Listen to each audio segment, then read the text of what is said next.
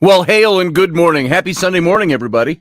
This is Scotty Roberts. I'm right here. This is not the Intrepid radio program, although we're pushing the Intrepid radio program. This is our Sunday show. It's Sunday with Scotty and Raini, who's not here. She's over there. She's busy making some tumblers, and so she may be able to pop in and say hello. And so you all cajole and put out good energy and positive juju and vibes, and you might be able to see Rainy this morning. I see her. I see mostly her backside.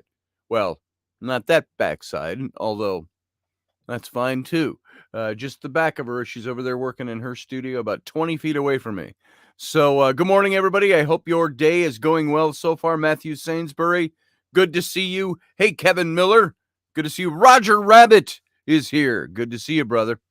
And Susie Q, I saw a little earlier. Good to see you here this morning as well. And Leslie came in, I think, quite late last night. So, Leslie, if you're driving and listening, as you mentioned, keep your eyes on the road. And glad to have you here, at least audibly. So, how are you all doing today? How is your life in America today? There's so much that could be talked about if I wanted to lapse into politics, and I don't, but I'll talk some current events today. And I'm curious to know how you're perceiving everything that's going on in Ukraine and with Russia. If you grew up about the time I grew up, or earlier, or even a little later, you went all the way up into the 1980s with the Cold War. Now, my wife was born in 1980, so the year I voted Ronald Reagan into office, I was 18, just 18, no, 19, and then a couple of weeks later turned 20 in 1980, and so she really missed all of that early Reagan years, and she's heard about it ever since. So if you were, alive at the time and functioning politically, and kind of getting a grasp and understanding of what was going on, you saw the end of the Cold War. And when Reagan pretty much was what would you call it, the spearhead to close down the Cold War. And so we haven't had that so much, at least not in the same form as we grew up with it in the 60s and the 70s and the early 80s. And I'm just looking at what people are saying. Lucky Smith, good to see you. Ukraine is two dictators fighting over land. Only the common people suffer. Isn't that the truth? And what was the quote I put up? It was one of those meme visual quotes from the old show MASH. Again, if you grew up in my era, around the same time, you watched MASH. Probably watched MASH. And it's got a series of pictures done like a comic strip from one of the clips in the show. And it has Hawkeye Pierce, who performing surgery, and he's got Father Mulcahy with him. And this is what that meme says. Here is Hawkeye, and he's performing surgery, and he's sewing somebody up. He says, "War isn't hell. War is war, and hell is hell. And of the two, war is a lot worse." And Father Mulcahy says, "Oh, how do you figure, Hawkeye?" And he says, "Easy, Father. Tell me, who goes to hell?" And of course, in the Catholic tradition, he says, "Well, sinners, I believe." And Hawkeye says, "Exactly. There are no innocent bystanders in hell." He says, "But war is chock full of them. Little kids, cripples, old ladies. In fact, except for a few of the brass, almost everybody involved in war is an innocent bystander." And I thought that was pretty poignant. It was poignant in 1974 or thereabouts when that show aired that episode. And it's poignant still today. So, hey, Darth, I see somebody saying hey to Darth. I don't see Darth yet. Where are you? I thought I saw I said hello, Ruzi. My blurry eyes made Darth out of that for some reason. Elderberry, how you doing? this morning. So, there's a big thing that's been out there of those who would oppose Donald Trump running for office again or are trying to demean anybody who voted for him. They're trying to make hay out of Donald Trump having said he admires Vladimir Putin, that he respects him. And but that's all the further they take those quotes when they're quoting Donald Trump.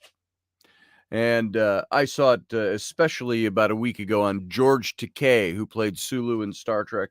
He had on his Instagram, he was saying, really trying to talk down Trump and Trump followers or supporters because Trump said that. But of course, as George Takei and many other who are declared activists for the left, they don't want to give you all the facts. They don't want to give you context. They want to give you little tiny clips and sound bits of anybody that supports their cause and gets them their followers. This is when Rocky and I used to talk an awful lot about Alinskyism, Saul Alinsky, and he wrote his 10 Rules for Radicals. And the liberal left has for decades latched onto this. And that is, it's the same idea that if you tell a lie long enough, hard enough, and repeat it enough times, the people will believe it. And so one of the tactics of Rules for Radicals from Saul Alinsky was not on the issues, but on something about their personal character. And you make them spin their wheels trying to defend themselves against that slam on their character in the public eye. Oh, no, well, we got to talk about that. And that's successfully what an activist like Takei does, or anybody else you see out there with Trump or anybody else. They slam their character, and they bring up either half-truths or out of context truths, or I heard this quip of what this guy said, and they play it over and over again, but there's no context. Exactly, Roger Rabbit. No context. Just take my words on the truth. That's exactly it. And I've gotten into the habit. When I started following George Takei on Instagram, it was because, he was this guy. Do I even have it here? I have one of the tumblers that has George Takei on it. No, that's Spock. It's around here somewhere, but he was Sulu in the original Star Trek, and then the subsequent movies, until you got up to J.J. Abrams and he recast everybody. But Sulu, I liked him. I liked some of the stuff that George Takei put up. And then he started during the Trump years getting overly self-righteous and activist. And, I look at what he does to maintain his relevancy. And by the way, he complains about Shatner all the time because there's this feud that's gone on between them for years, supposedly. It's really one-sided. When people say it takes two people to fight, well, it usually takes one person to promote it, one person to promulgate it, one person to keep jabbing the other person, and the other person eventually has to go, hey, shut the fuck up. Oh, pardon the F word. And sorry, YouTube and whoever's listening, any kids out there. Yeah, there's a point where you go, shut up. I'm not going to take your poking and prodding anymore. And so war generally happens when somebody else tries to take over somebody else in a fight. Yeah, it takes two to fight. Yeah, you can lay down your arms. The French, we used to say that with our reenacting when we fought against the French for the French and Indian War. We were the Scots, the Highland Scots with the British Army. And we'd say, what's the French battle cry? Nous rendons les armes! Just means we lay down our arms. So you can either do that in a conflict, or after a while you say, look, I'm not going to fight you, but I'm not going to let you roll over me either. And that's what you see happening when you see these political fights out there and tit for tat and all of that junk that goes on in politics. Hey, Ryan Gale, Bro Hammer. Indeed. This is Ryan the Hammer Gale. Is in the chat room now. Good to see you, Ryan. And so I listen to guys like George Takei, and I was mentioning how he has this ongoing feud with Shatner. I don't think Shatner has a feud with Takei. I think Takei has a feud with Shatner. And all Shatner does, you barely hear him say anything. And there are times where he steps up and goes, hey, George can just kind of go shut up and go do an anatomically unlikely thing to himself. And so that's not two sides of a feud. That's somebody wanting to perpetuate the feud. And I look at Takei's politics and the way he will present just a quip or a clip or something, and it maintains his activism and it maintains his relevancy. And all of his followers are like, yeah, George tells the truth. Well, no, George says what George needs to say to keep his followers and to promote his activism. If I saw George Takei or people like him stand up, and anybody anybody I know, anybody out there, if they're out there just promoting a certain point of view without saying, my point of view does wrong things too, or says wrong things, or has bad sound clips of them, George Takei doesn't engage in that. He engages in attempting to dismantle the other side of his political point of view with garbage, little bits and clips and pieces and stuff. And so, getting back to that whole thing, he's talking about how he was trying to degrade Trump for saying that Trump said he respected and admired Putin. Well, you know what? I do too. Do I disagree with what he's doing now? Yeah. Am I against their invading Ukraine? Yeah. Does that mean I don't respect his abilities and his genius, his political genius as a leader? Maybe he overplayed his hand with this one. Maybe he's going to have the world at his throat. I saw an article and I posted this. And again, I'm not talking about politics this morning as much as about these current events and what's going on in the world. And there was an article that I saw, and I posted this on my Facebook page. There was Fareed Zakaria, I think it is. It could be Zachariah. He shuts down this argument of Don Lemon on CNN. And Don Lemon is a chronic race baiter. He is constantly trying to bait everyone with race, that it's all white supremacy running this country and blah, blah, blah. And you can go all the way down the line. And it was Fareed Zakaria. What's that? I said it's men running the country, so he can shove it. Yeah, Rainey said it's men running the country, so he can shove it. Well, there's some women in there. I'd vote for Tulsi Gabbard if she was a valid choice. Really? Tell me which women are actually in politics besides frickin' Pelosi. Besides frickin' Pelosi? Anybody who has a say in anything. Nobody. Anybody who has a say? There's a few. Nah. Yeah. There's not. Kamala Harris is wasted space. There's not hardly any women in any position. There's just not. Yeah. So. And the ones you see are almost dead. So. Yeah. Well, and then I say so. So. It can be men or women. I don't care who's in office as long as they know how to do their job. And I don't know. What do you guys think of that? Rainey just posited that our government isn't all white guys. Isn't all white people. It's all white guys, save for a couple. And hey, Teresa, good to see you. Well, I thought on this topic of Don Lemon from CNN and Fareed Zakaria, Don Lemon was putting forward the idiotic, ridiculous notion that the only reason we're interested in what's happening to Ukraine is because they are white and European. I mean, let that sink in for a second. He's not just saying, hey, is this a possibility? He's promoting this.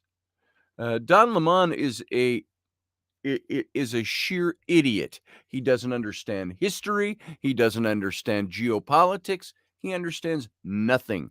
And he's out there pushing to CNN listeners or viewers that, and his network lets him do it, that the Ukraine, the only reason we're interested in Ukraine is because it's white people and they're European. And it was Fareed Zakaria who argued very eloquently on his show on CNN against those saying that the only reason the world cares about the invasion of Ukraine is that Ukrainians are white and Europeans. Lemon had said, there are people who say, why this conflict? There are conflicts, there are skirmishes all over the world. Why is this one so different? Why are we involved with it? Why should we upend our lives, the price of gas, and so on and so forth? You understand what I'm saying. And now, Zachariah had a great response to this. I've had a child standing here in the wings for about a minute. Yes? Wait, 1 second. I'll be right back. Wait, No. You can come and show your face and your unbrushed hair to the world. There's Rowan. She's got a friend who slept over last night. What can I do for you? No, not while I'm doing radio, but thank you, though, for asking. Do you? She's cooking eggs and sausage. But do you? Because I can get. But do I what? Do you want some, though? Sure. Later. Yeah. Otherwise, everybody. I can warm it up when I'm done here. So, well, thank you. That was mighty magnanimous of you to make that offer. All right. So, hello, Rowan, Teresa says. So, my daughter's going to cook me eggs and sausage. That's my wife's work. She should be up in there in that kitchen rattling those pots and pans and making me my breakfast. And I should be paying all the bills by myself, she said.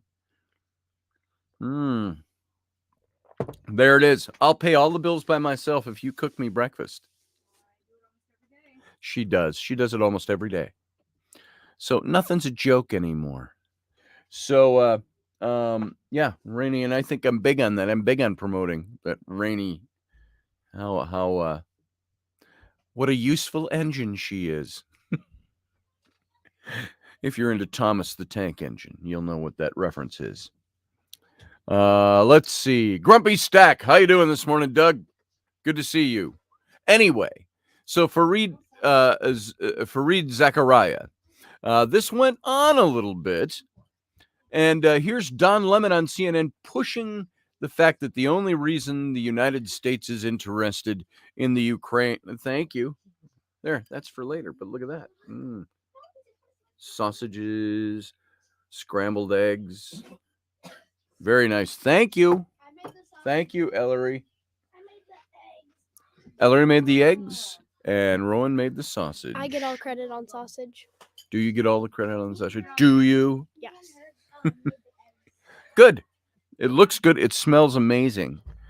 So, thank you. What? No, thanks. I'm good.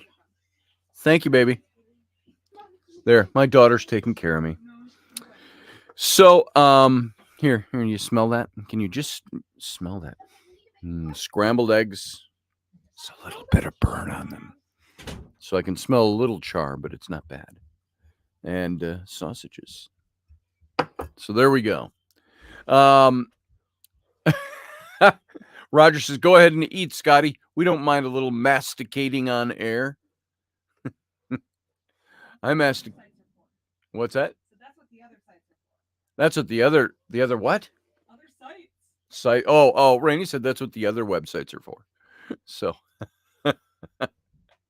so anyway, let me get back to this because I want you to hear Fareed Zachariah's answer to Don Lemon's charge that the United States is only interested in Ukraine because they are white and European, race baiting as he does. Zachariah said this: a skirmish that takes place between two small countries in Africa, the Middle East, Latin America, they don't threaten to upend the international system. When you have a nuclear power, the largest nuclear power in the world, Russia has more nuclear weapons than the United States, a great power with a veto in the Security Council, when it threatens its neighbor, what you are reverting to is a pattern of great power politics that is more reminiscent of the age of Hitler and Mussolini, more reminiscent of 19th century Europe, where the strong do what they can and the weak suffer what they must. That's a very different world than what we lived in for the last 70 years, and certainly ever since the end of the Cold War. So it's not, to put it directly, to people who think about this and they say, why are Ukrainians? Why do we pay so much attention? It is just because they are white? Zechariah continued. No, it's not because the Ukrainians are white or Europeans. It's because their aggressor, here it is. Here's the whole reason, folks, that we have any interest at all in the Ukraine here in the United States.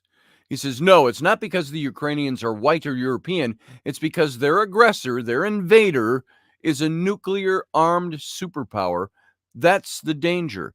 That if Russia can get away with this, it can get away with invading Poland. It can get away with invading the Baltic states.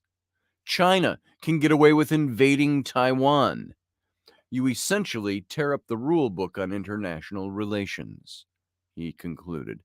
And I think that should have receded Don Lemon of CNN into embarrassment for the bullshit that he says on his show and that the network allows him to say. So there you go. All of that to get to that.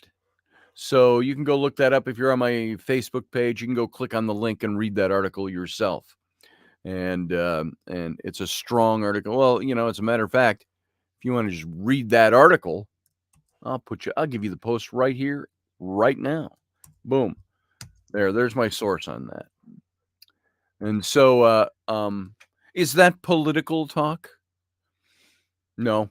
Is that talk of our current events and what's going on in our world and the way different people react to it? Yeah. Is that demonstrative of the simpleton mindset that kicks in to try to convince people that this is about race? Yeah, there's that. Included that. So there you go. That's what's going on. And that's what Russia is all about. That's what's happening over there. The Ukrainian thing. While this is warm, I'm going to have one of these sausage patties. I'm going to masticate on air. Gross, says Rainy. Hey, beautiful. You going to come over and say hi? No. I'm just going to yell from the back wing. Come here and show your beautiful face. Wow. Yeah. Tip your head in. Why did I be so pushy? I'm pushy that way. Big old white man. Yeah, young chick. She called me an old white man. And then walk the other way. There you go. There it is.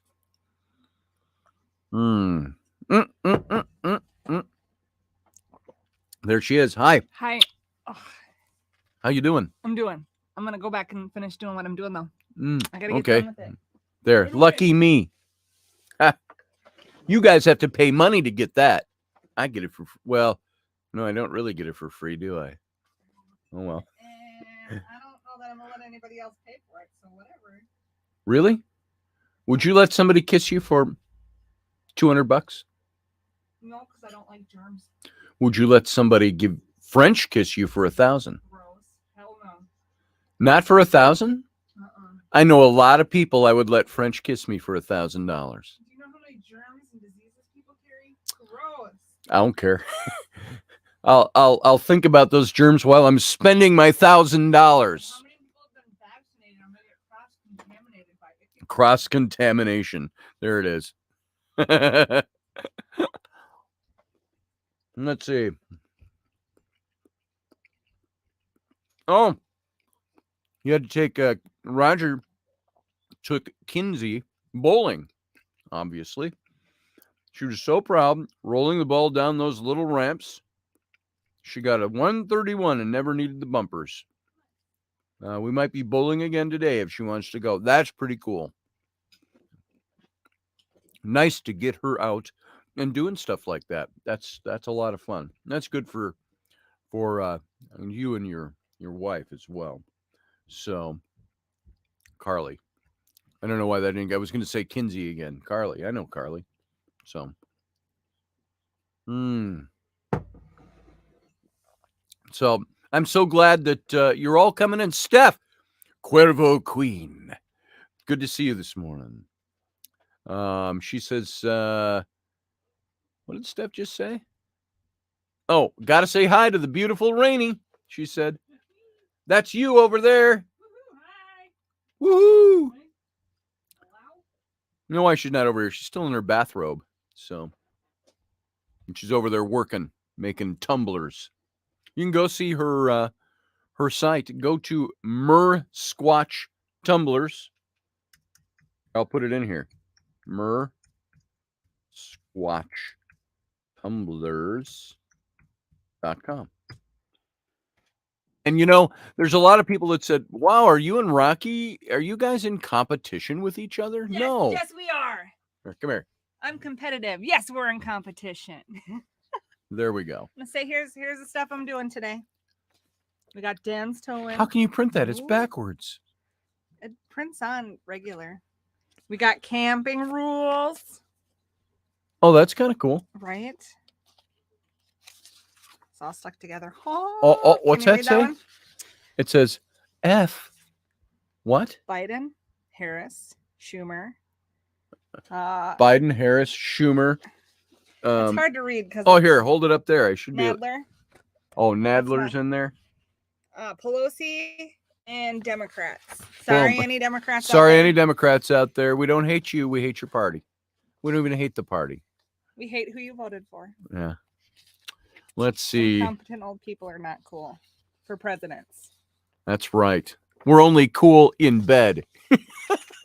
I don't know that Joe Biden could even make it in bed. He might cry. I don't know.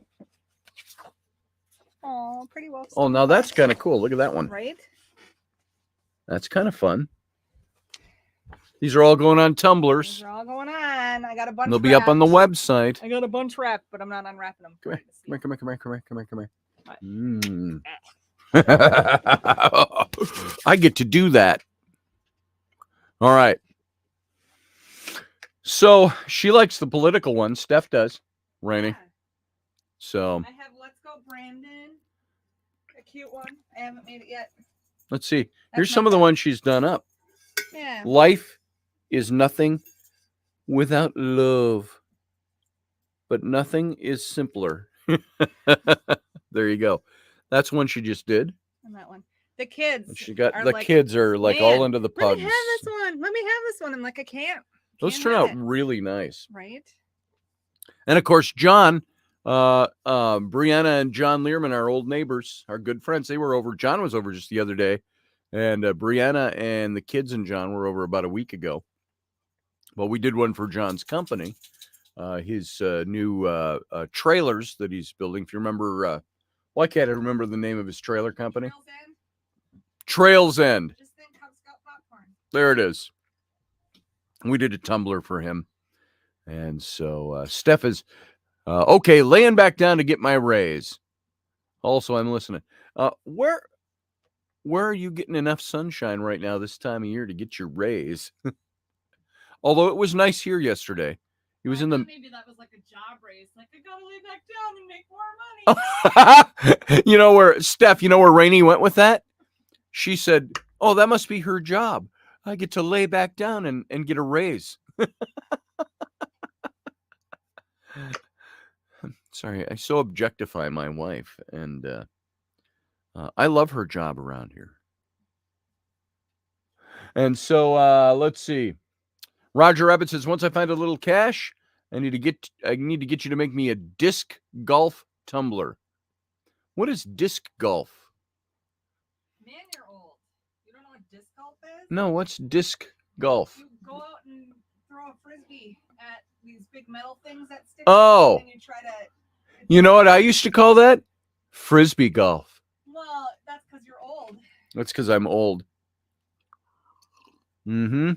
All right. He's making me sit down. Hey, Michael. Now I gotta see if I Oh my, yourself. How you doing, Michael Musgrave? Good to see you. And so, Anyway, I think we've gotten some of our current politics out of the way. And I hate talking politics. It gets old really quick. Why do you think Rocky is now doing a paranormal radio show? Because the politics creep up on you and it is non-ending. There is no end to it. There is no end to the fighting. There's no end to the arguing. Everybody's convinced of what they want to believe already. Nobody wants to look at the faults that are either within their own party, within their own political ideology.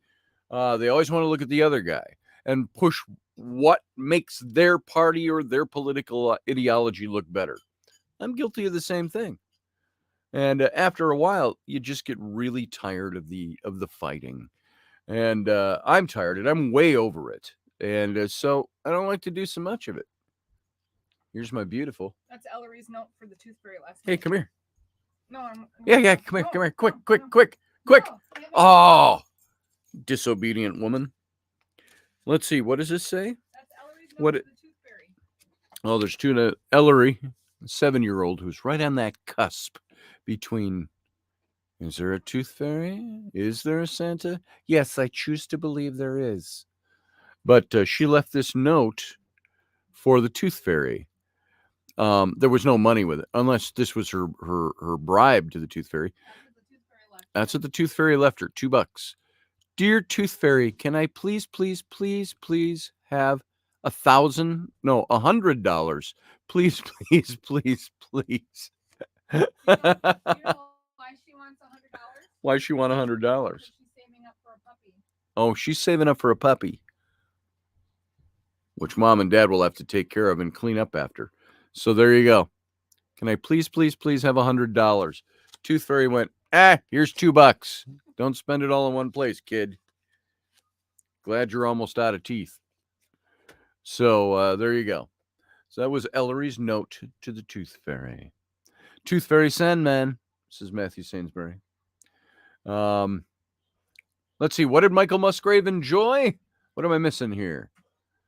Let's see. Michael Musgrave growing up, especially these days. I'm just looking to see what I might have missed. Oh, my Scotty, he says. Oh, my Michael. We're back to that. Good to see you here, though. I'm so glad you're here, Michael. And so there you go. There's my whole feeling on all of that stuff. Ukraine. I will just say that all I keep hearing, and I think it's starting to subside a little bit, but all I kept hearing was all these pundits on the left trying to call out conservatives for loving Putin and being against the Ukrainian people. And I got to tell you something. I never saw that. Do I love Putin? Yeah, do you love Putin? Hush over there. It's not a euphemism. That is. My naughty wife. And I love her that way. And like I always say, she signed on for normal. She got me instead. So there you go. Life has not been the typical American family wife. Life. Was that a Freudian slip? So I'm lucky to have Raini. I'm lucky she sticks it out and has stuck it out for, we basically started dating 17 years ago. And even our starting dating wasn't dating for at least 6 months. We were just hanging out like adults hang out and enjoying it. And I kept pushing her away, and she kept up, and I'm glad that she kept it up. And so there we go. Anyway, that's lapsing into something else. I had a couple of different topics I wanted to hit this morning, and I'm not sure what they are now because I don't write anything down. I just go, I'm going to talk about that this morning. I'm going to talk about that. I am working on I've got a bunch of work coming in for books and other things. I've got a book in Australia that's going to start up pretty soon, a hieroglyphics book. 26 illustrations on ancient Egyptian hieroglyphics to English alphabet. and of course an illustration for each one. And I've got the Archaeologist book, How to Be an Archaeologist. I got that to finish. That's on the side. I've been putting all my efforts into, it was finishing Sword in the Clay, and now trying to run a campaign for Sword in the Clay to get people to come on over to the Kickstarter, which will help fund this book. And it will also show our publisher. Here's why the Kickstarter is important. It covers all the bills, which is about $16,000 to $18,000 to have created this book and to now go into publishing. And also, part of the deal when you could say I convinced, and Ryan Gale was part of this. Remember, the story was his idea, and he introduced me to his financier, who happened to be somebody I knew. And so we got to talking about, look, maybe you should start Ryan said, we got to twist his arm into creating an historical publishing company. And the idea with that is to say, what does the general person out there do when they say, hey, today we're going to talk about history. Hey, here's a book about history. Their eyes will glaze over. They think of, their old history teacher and the boring time to memorize dates and places and names and they phase out on history. And so if you can show how exciting and interesting history is, look at half of the movies you watch that are out there. Many of them are based on historical events, loosely based, or intrinsically based. And so we said to this guy, hey, if you publish and help finance the Sword in the Clay, we'll put up a Kickstarter, and we'll demonstrate with that just how many people out there are interested in this sort of books that are historical books, that are not written as dry history, but written as books that are exciting. Like even Tam O'Hare, my book about the Tudor era rabbit and all the animals. That is a book about history. It's rife with real history. It's just told in a story. And so if you can tell the story of history in a great picture book, a great story like Will Bird's story, The Sword in the Clay is all about, for those of you who don't know, it's all about World War I, Canadian soldier with the 42nd Battalion, Will Bird, who after the bombardment of Amiens, France in 1917, in all the churned up mud and clay, finds an old sword, and that sword ends up being dated back to Caesar's Gallic Wars in the 50s BCE. Hi. She only gave me $2. She only gave you $2. Sorry you didn't get the $100. Crestfallen. She said, oh, she only gave me $2. Oh, well, maybe if I put a letter under my pillow and ask the tooth fairy to, or some incubus to leave me $1,000, maybe I'll get it. I don't know. So, oh, well, the high hopes of a 7-year-old shredded. So, because remember, can I please have $100? So, can you close that door, please? While you're at it. What's the matter? Come here. Come here, talk to me. Just quick. You don't have to go on Quick. camera, but just talk to Dad from right here. Tell me what? What's wrong? What's the matter down there? Why are you sad? Why are you sad? Can I have your $2? No? She's kind of sad because the tooth fairy only gave her $2. The tooth fairy only has so much money to go around. There must have been a hell of a lot of kids that lost teeth last night. So. I already told for you, Seth. You know, Talk to him. maybe you wrote to the wrong fairy. Maybe you wrote to the toot fairy. Yeah. That's the fart fairy. It's making up good farts. Take it. Yeah. So anyway, hey baby Yoda, how you doing? Matt Finn, Master Finn. Good to see you, brother.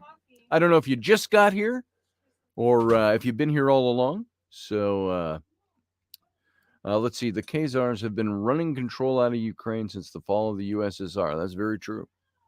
So I now don't remember what I was saying. Oh, I was talking about the sword and the clay. And so that's what the book is about. And of course, I created the fictional Roman character from 1,000 years earlier, the man who would have been the original owner of the sword that Will Byrd found in the mud. And that sword is in the Military Museum in Halifax, Nova Scotia today, where Will Byrd is from. Will Byrd went on after World War I to become a fairly noted author. He wrote about 40 books between the end of World War I and when he died at age 93 in 1984. And so he became quite the prolific writer. When you think 40 books, that's like a Nick Redfern, with the quantity of books, or somebody like that. So anyway, there you go. And so Nick Redfern, by the way, I mentioned him, writes a lot of good books. We used to be friends. I don't know. He just kind of cut me off a few years ago with no explanation. Was supposed to come to one of our last Paradigm Symposium, was a no-show. He was being paid to speak. We bought his airfare. He never showed up. So, and he hasn't talked to me much since then. So I am assuming somewhere along the way, 6 years ago, I must have offended him, but it's a mystery. I asked and I never got a response. So who knows? There's lots of gossip out there that goes on too. So, not to throw any disregard toward Nick Redfern. He's still a prolific author and he writes some great stuff. Like his stuff. I like listening to him when he's on the radio. So I just love to have an answer to my questions to him. That's a personal thing, but this is Sunday morning. I can do that if I want. So anyway, go over to the Kickstarter, please. I'm just going to throw that out there. Only because the Kickstarter page, let's see, hold on. Is that the Kickstarter link? That link is so darn long. I'm going to reload this. And, well, there you go. Projects. It's a huge, long link, and I'm going to give it to you right here, right now. Now, why are we asking for money when we've got a financier who could afford to probably publish this book 100 times over? It's because we want to show him that even though he's putting money into having me write the book and having me illustrate the book, and he's putting money into publishing the book, that this is not just an empty effort, a hole in the ground where he's going to throw his money because he's interested in it, but that it's something where we can show him he can recoup his investment, and maybe fairly quickly via the Kickstarter. The Kickstarter, there's also a secondary reason for the Kickstarter, in case you've wondered. A lot of you are my followers.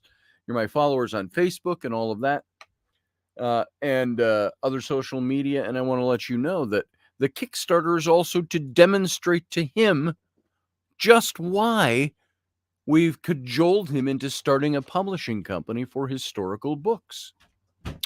That there is an audience out there for it. And so we've created the Kickstarter to not only promote this book, but that effort. There is an audience out there. That's what the I Survived books are for kids. Yeah, the I Survived books. Those are history books too. There's another series. Don't stand there with your arms folded. Come here. There's another thing out there too of historical people and their stories. Yeah. Because when I worked at Barnes & Noble like 50 million years ago, every time a new book would come out, you could take it home and read it, and you just have to bring it back. And I remember without coffee stains on it. Without coffee stains or smelling like a bathroom. Yeah. But I liked that series. And it was Did really your good. books traditionally smell? No, do you have a history experience in this? I remember going to the bookstore all the time, and they'd have the notes outside Barnes & Noble that said, "Don't take books in the bathroom, or you're going to buy them." Oh yeah. So. Yeah. Who wants to do that? Gross. Who wants a book that you go, I just watched this old guy come out of pooping in the public bathroom next to the mural at Barnes & Noble, and he puts a book back on the shelf. And you're like, ew, I don't want to buy that book. That's been in a man's stall for at least 20 minutes. Even if there's no poo splatters. I just don't want it. I don't want it. You know, he touched the book with his unwashed hands somewhere in the course of sitting on the toilet. And that's just kind of gross. So, Teresa misses the card readings. You know, Teresa, if I knew where my cards were, I could probably do a reading this morning. We could get Rowan to do a reading. Yep, Rowan has been talking to Raini about reading cards. Because Raini reads cards too, guys. And so Raini was giving her some beginner's courses in it. Courses, it makes it sound official. She was teaching her the rudiments and got her a book for kids. I don't think there's anything wrong with kids learning that craft. There should be. Maybe there's a book we should do. Book for kids on it. Let's see. What is Michael Musgrave? It looks important enough to throw it up here. Matt, it's so convoluted, and the crypto-Jesuit Jews will eventually fall due to their sickness. Tikkun olam will never happen. I don't even know what that is. So I got to talk to you more, Michael. I have no idea what you're talking about there. But you can certainly explain it in the chat room. Wide open to that. So, guys, go over and visit the Kickstarter, and I implore you to go do that, only because I don't want to make this a big show advertising. We've talked enough about the Sword and the Clay, and I put up posts every day. The reason, if you're on my Facebook or other places and you keep getting notifications from me about that, just ignore them. If you've seen them, you know what they are, pass them on, share them, because what we're doing now, we have to market the Kickstarter to get people interested in coming over and buying their book now rather than 3 months from now. I'll buy it 3 months down the road. Help us out now. That way we can get all your pre-orders in. We can demonstrate to our publisher. Hi. Why, that's a mighty nice tank top you're wearing, my wife. Don't be weird. I'm not being weird. I'm just complimenting you. Sorry, folks. Little familial interlude. So that's the purpose of the Kickstarter. To pre-order the books, hopefully pay for the process of publishing this book, and we come out even, and maybe even make a little money for Manitou Free Traders Press, which is the name of the publishing company. Our financier, Ryan Gale, and I, he has a little company called Manitou Free Traders. And we put up a little tiny website for him. There's not much there yet. Ryan's book is on there about logging in Minnesota, a history book. My book, The Sword and the Clay, is on there. Not in a lot of detail, but you can go to Manitou, Manitou, freetraders.com. And you'll see Manitou Free Traders Press there. And he's our publisher. And we want, again, I'll say this again, we're trying to demonstrate to him that there is interest in this type of book being published. Because part of getting him to fund this project for The Sword and the Clay was to tell him we can recoup your money, and at the same time, we can build a publishing company with you that publishes good historical books. Even my book on archaeology, How to Be an Archaeologist, that's being published by Little Platinum Books with my friend Pierre. But that kind of book, hey, come back here. I was going to come sit down. Come and sit down. Oh, the kid here, you got this one. You don't want to sit on a stool. She wants a chair. Just roll your big chair over here, your big desk chair. I don't know. I don't use it. So even that book is what I would classify as an historical book. It's a book about history, about studying history and so on. And you all know it's a fun book. So Matt Finn, I hope one day you have your own office with a door so you can keep all your stuff organized. Shut up. Shut up, Matt. Shut up, Matt, says my wife. When my wife says shut up, you know what you do? You shut up. Someday I want my own office with my own door so nobody takes my stuff. Yeah. I'm gonna have it padlocked. Yeah. And it doesn't spill over into my office. I might have just coffee stained your hat box. You really need to take your coffee mugs out of here. Yeah, I do. Well, this one's watercolor. Don't drink out of this one. It might look like coffee with creamer in it. It's watercolor. It's really Water. Key. Scotty's too lazy to walk to the bathroom. So That's it. Yeah, I just put a little cup down here and off we go. Right? Yeah, right. There's my wife, Raini. Welcome to the program. Thanks. Co-host Raini. Thanks for having me. Thanks for being here. She rubs off on me. Here, let me see if I can get you a little more in the picture. There you go. Thanks. I'm going to sit Thanks. here and cut stuff. You're going to cut stuff up. So, there you go. Thank you, Teresa, if you're talking to me about my book. She's talking about my book. What's your book? It's a book about you. Everybody's read it. Everybody's read it. What's it about? What's it start with? It starts with in the beginning. I was born at a very early age. Oh my goodness. So maybe I need to go sit back on my side. No. You can stay here. Look. This is the book that Ellery is making. Yep. She sat here and watched me write and illustrate The Sword in the Clay, and she so wants to do her own book. And this is the first page. And I thought this was, from an artistic point of view, awfully simplistic kids illustration. But I take note in her composition. I take note at, look at the lines of text, how neat she does it. Now she misspelled some words and stuff like that, typical kid stuff. But you know what? She's got it. Hopefully she'll keep it. And let's see. Thanks for your nice introduction to your new book, The Sword in the Clay. You're welcome, Matthew Sainsbury. Thank you. Hello again, Rainy, says Hi, Teresa. Hi, Teresa. So, well, thanks as a gift from Michaela. That book is cute. Are you talking about Tam O'Hare or the archaeology book? I can't remember the context of where we were. Yeah. Yeah. Follow me. I got it. I'm good. Yeah. Are you good? I'm good. Are There. you good? You take the show for 2 seconds. I'm going to grab the other page of Ellery's book. The other page of Ellery's book. Oh, yeah. I don't got much to It's still on say. the scanner. Scotty's still talking over there. Oh, you scanned it? What are you putting it up? Already did. Nice. I don't pay attention tagged to you in it. Facebook. I just post and then She doesn't read my posts ever. I don't read my own This posts. is the cover of Ellery's book. Summertime. She so wants it to be summer. Please, Mom. Yes, she does. When's spring coming?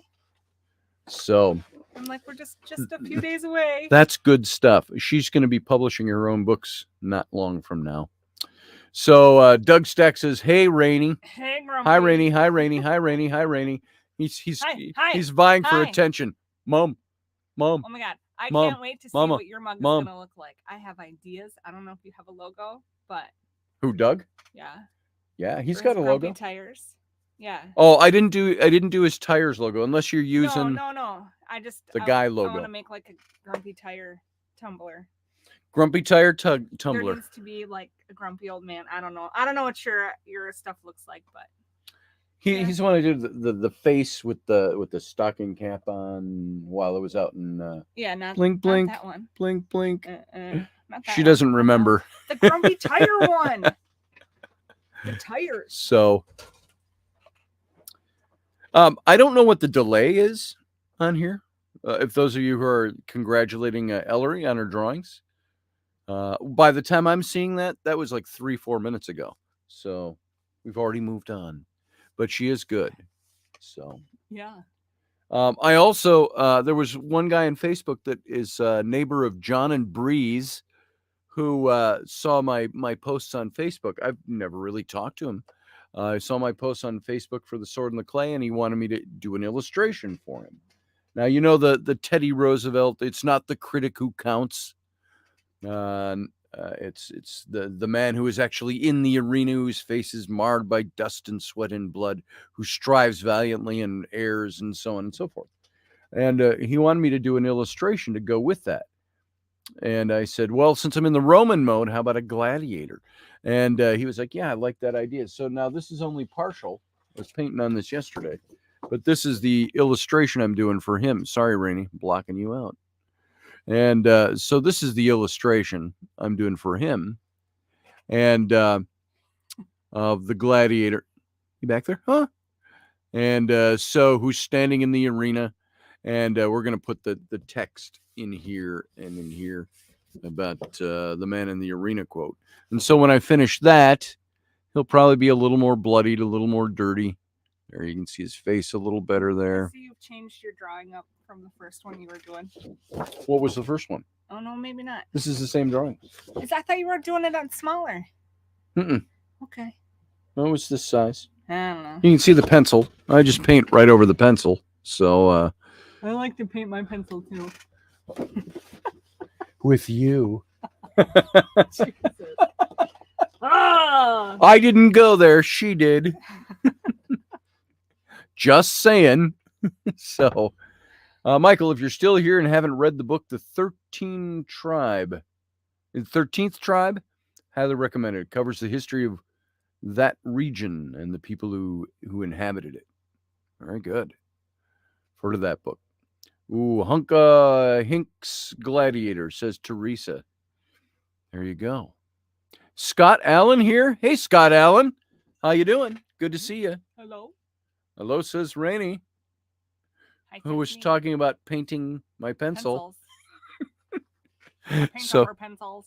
yeah, that's right. Everybody knows it was a euphemism, so don't even try to cover it up now.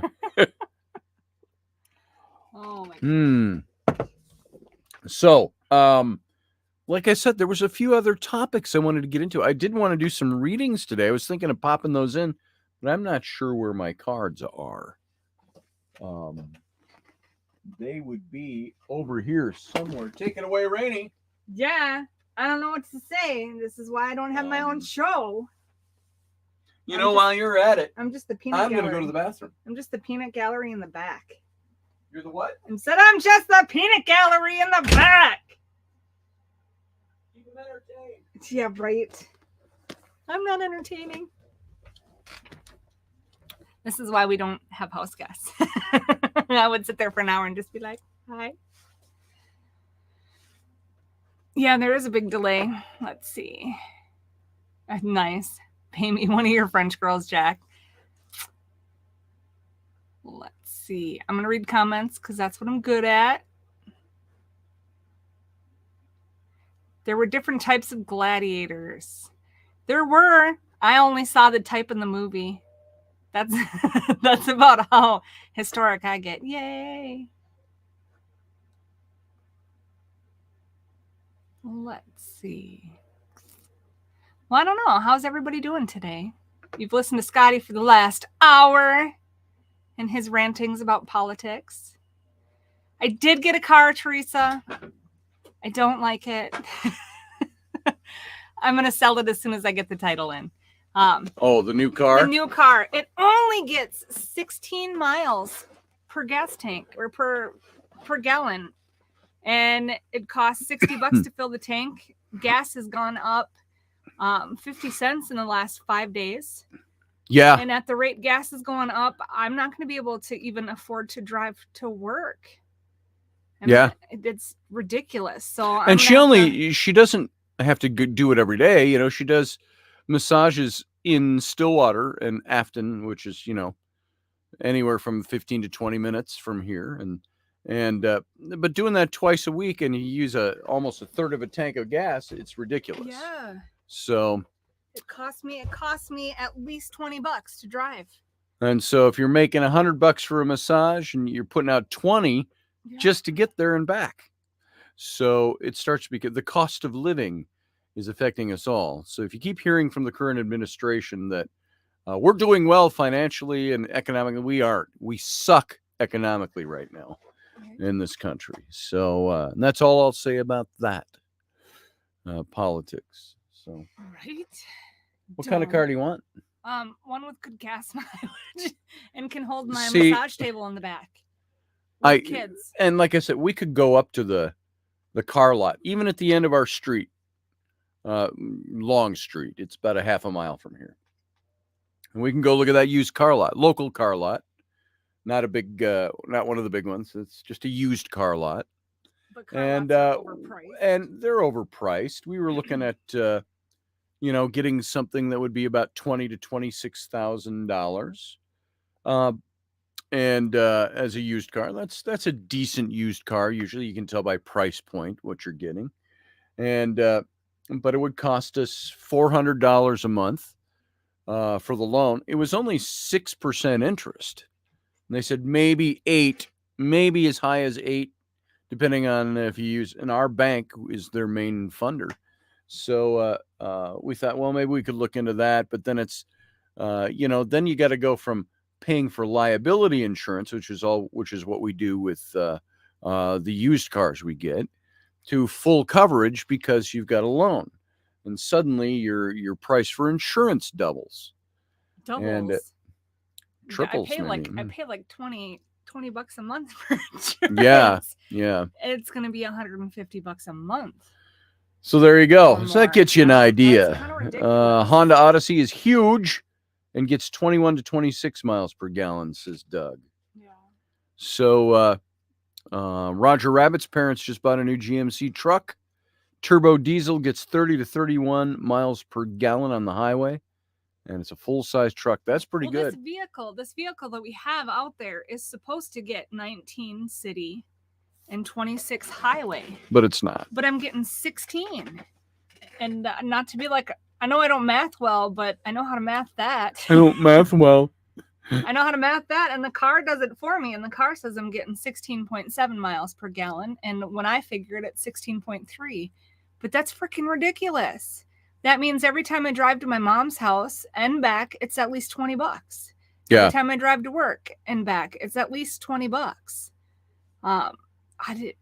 If we go to the city from here. If we go to the city, it's going to be like the drive to the airport is technically it's 35 miles, but it takes you about an hour to get there because you're going through the city and all of that. That ride costs you $20. That ride's more than $20. Dave Potter, when he drives me to the airport or picks me up, I always give him $30 or $40 for gas, just because it costs that much now. It's 56 miles to the airport. Yep. So here's the big question: is this political or is it economics, and is it something we should all be? Here, you be the gauge. Is this political? Why doesn't President Biden and the current administration, why don't they undo what they did in the first few days of his administration? And that was close down domestic oil drilling, close down the domestic pipeline, while at the same time opening up Russian oil.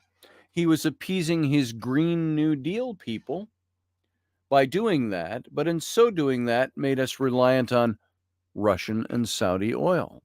When under the last administration, we had achieved oil independence, energy independence by domestic drilling. Oh, I don't think we're going to turn the United States into a wasteland of oil pumps. There's only certain places that do that. They say sitting under Montana and Wyoming and all that area right now is enough fossil fuel to run this country at our current rate of consumption for at least 250 years. Now, you think within 250 years, we're going to develop something new anyway. So we aren't going to totally drain that. We aren't going to ruin the landscape. So what do? Most EPA projections are done in a lab on a dynamometer under perfect conditions. They're not real, says Matt Finn. I'll agree. Rainey says a lot of times a manufacturer has to pay the difference. Pay the difference for what? I don't know. I missed something in there. This vehicle is a 2004. Ain't no manufacturer going to do anything about No. a 20-year-old car. No, they aren't. And Sad to it's say. ridiculous how much junk cars have gone up in price, too. Oh, yeah.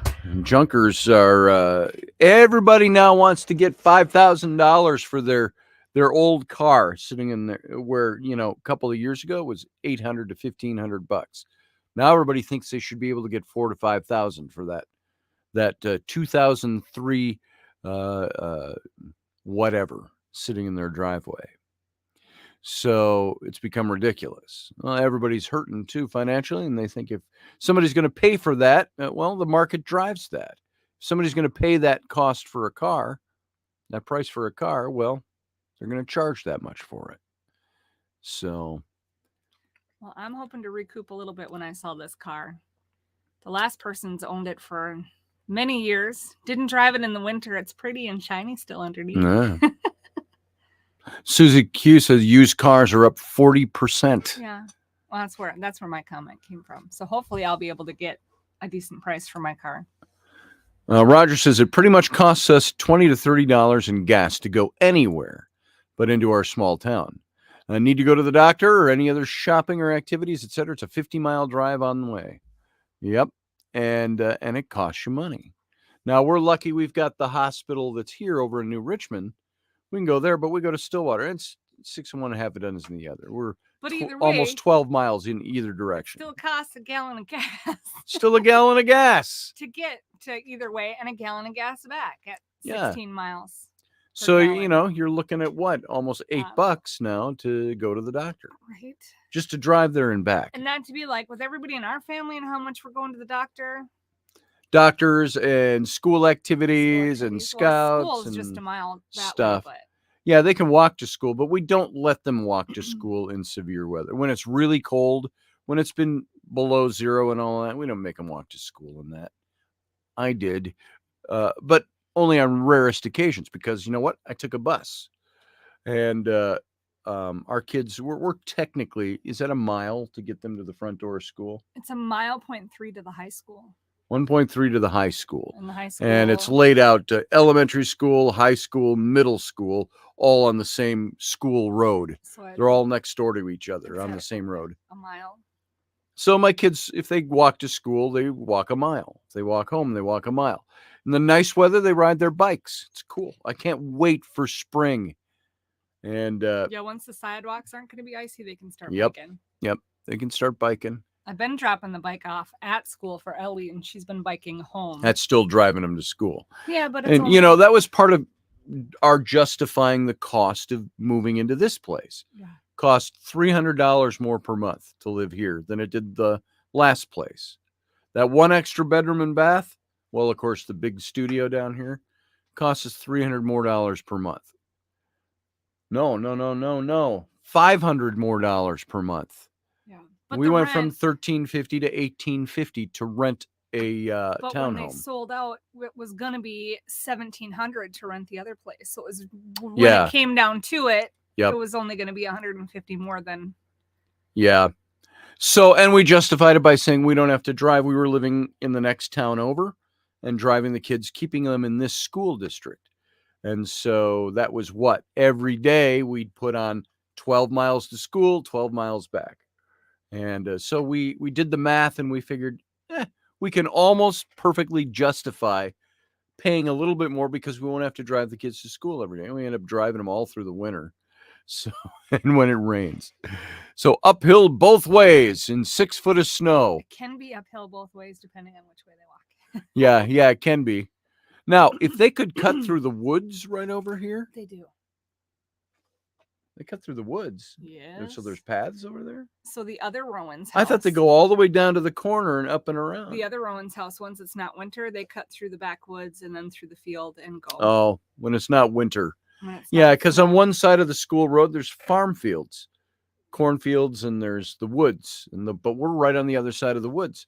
So they can either walk a mile by going around on the sidewalks or walk a quarter of a mile by cutting through the woods.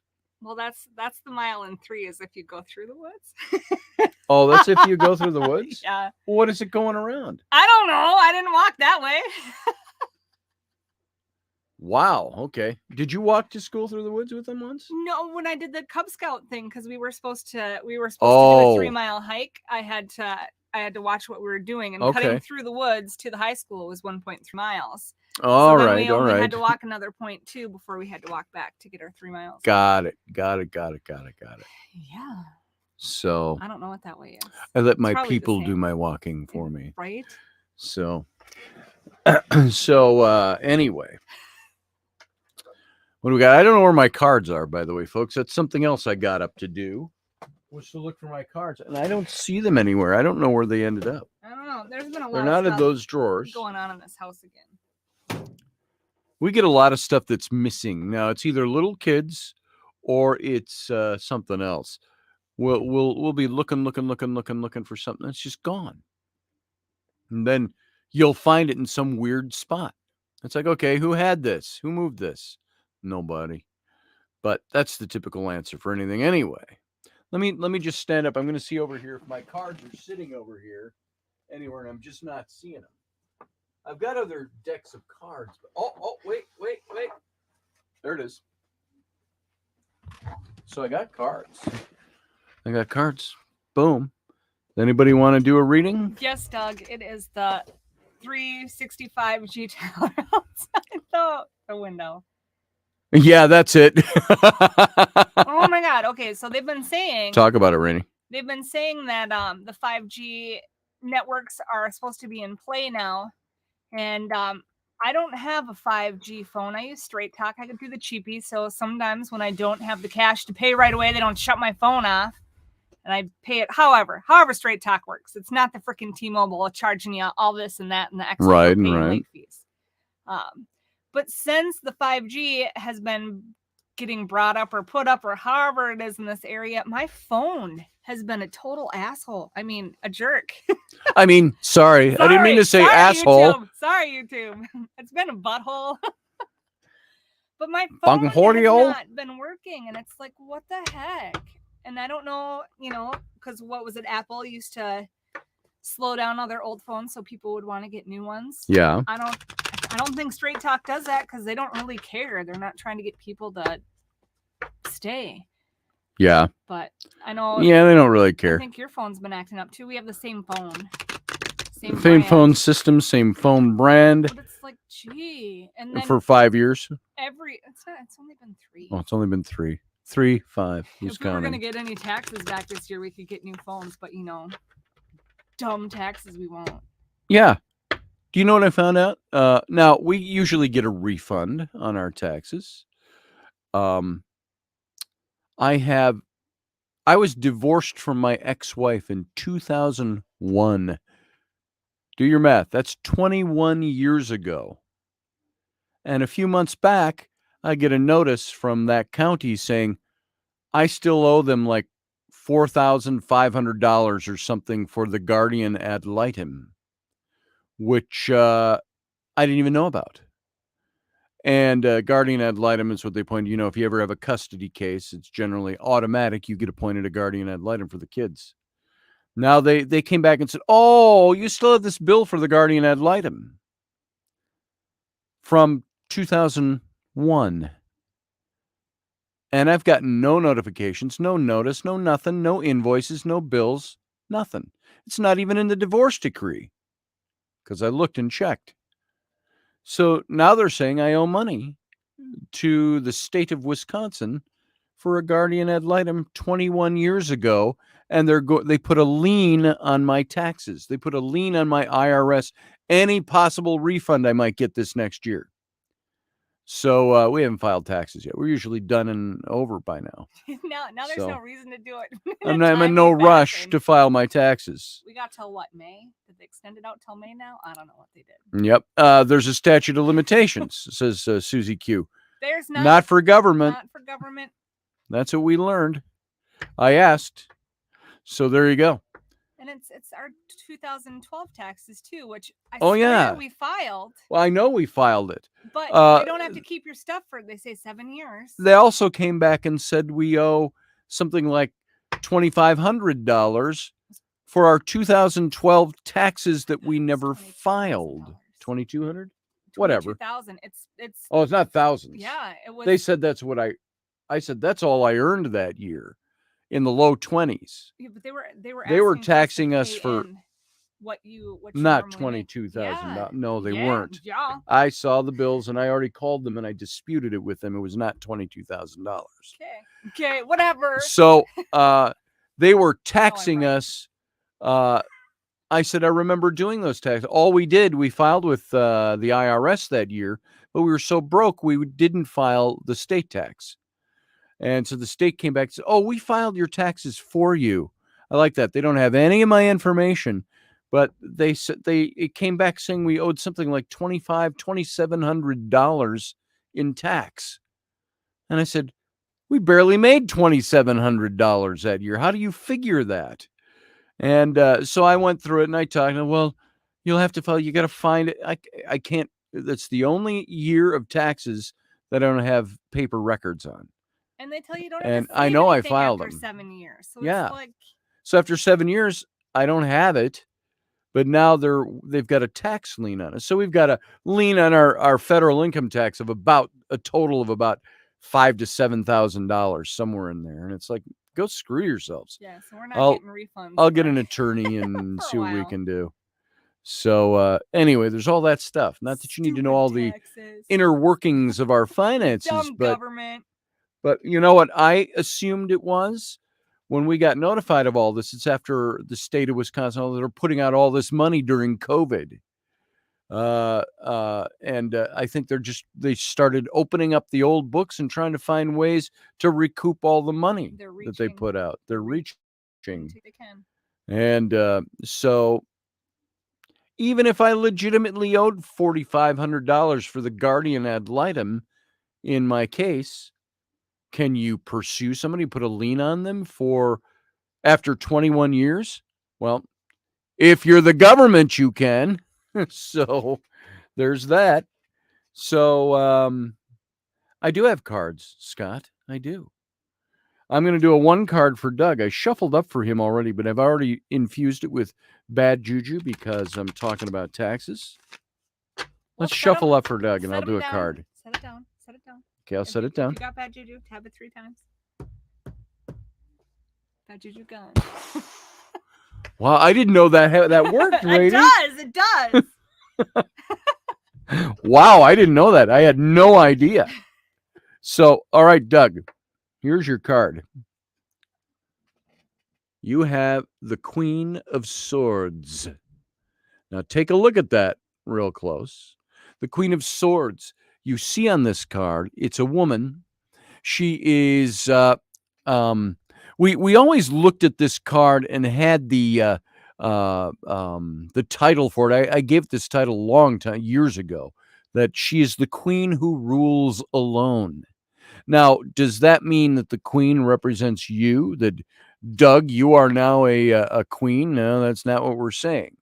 This is all a card about this. Either the queen cards, the royal face cards, kings and queens, generally always represent somebody that you will recognize, somebody that you know. So this is either a very strong woman in your circle of influence who influences your situation. She is the queen who rules alone. On the surface of the card, she's grasping the sword. And the sword represents in the tarot, it represents strength. It represents, boy, I'm rusty. Not just strength, conflict. Conflict you give, conflict you get. It's the two-edged sword that cuts both ways. And the Queen of Swords is this analytical, independent problem solver. She is the queen who rules alone. And so, meaning she's the widowed, she's dressed in black.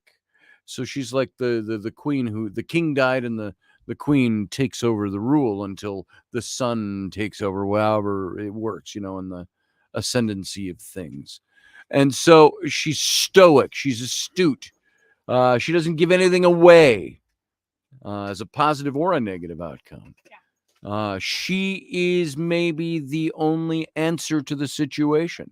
So, Doug, this either represents a strong woman in your sphere of influence who is influencing your situation. You can rely on this person, or she is somebody who's calling the shots. She is somebody who's helping you move along the way, or the feminine energy. I hate using that because I'm not a firm believer of masculine and feminine energy. I believe we all exude whatever comes our way. It crisscrosses all over the place. So you are, in this sense, the Queen of Swords. If it's saying that you are this person, you are the self-reliant one. You are the one that doesn't need the help. You're the one that has the firm grasp on the sword in your situation. You're the one who controls the conflicts. You're the one who has to fight the conflicts. You are the one that has the sword of power and authority. So it's either that, it's you, or because I didn't lay any other cards around it, I don't know if we can get more clarity on who this is. But this is something that the past of this card is something that talks about your strict idealization, your idealization of perfection. It might be causing you stress or pain, meaning tearing down that old building and all the junk you got to do there. You got a perfectionist point of view, how your business should run, the aesthetics of your lot there on a very visible corner and so on. You uphold this ideal. And sometimes you uphold ideals. I'm not saying it has to do with the building.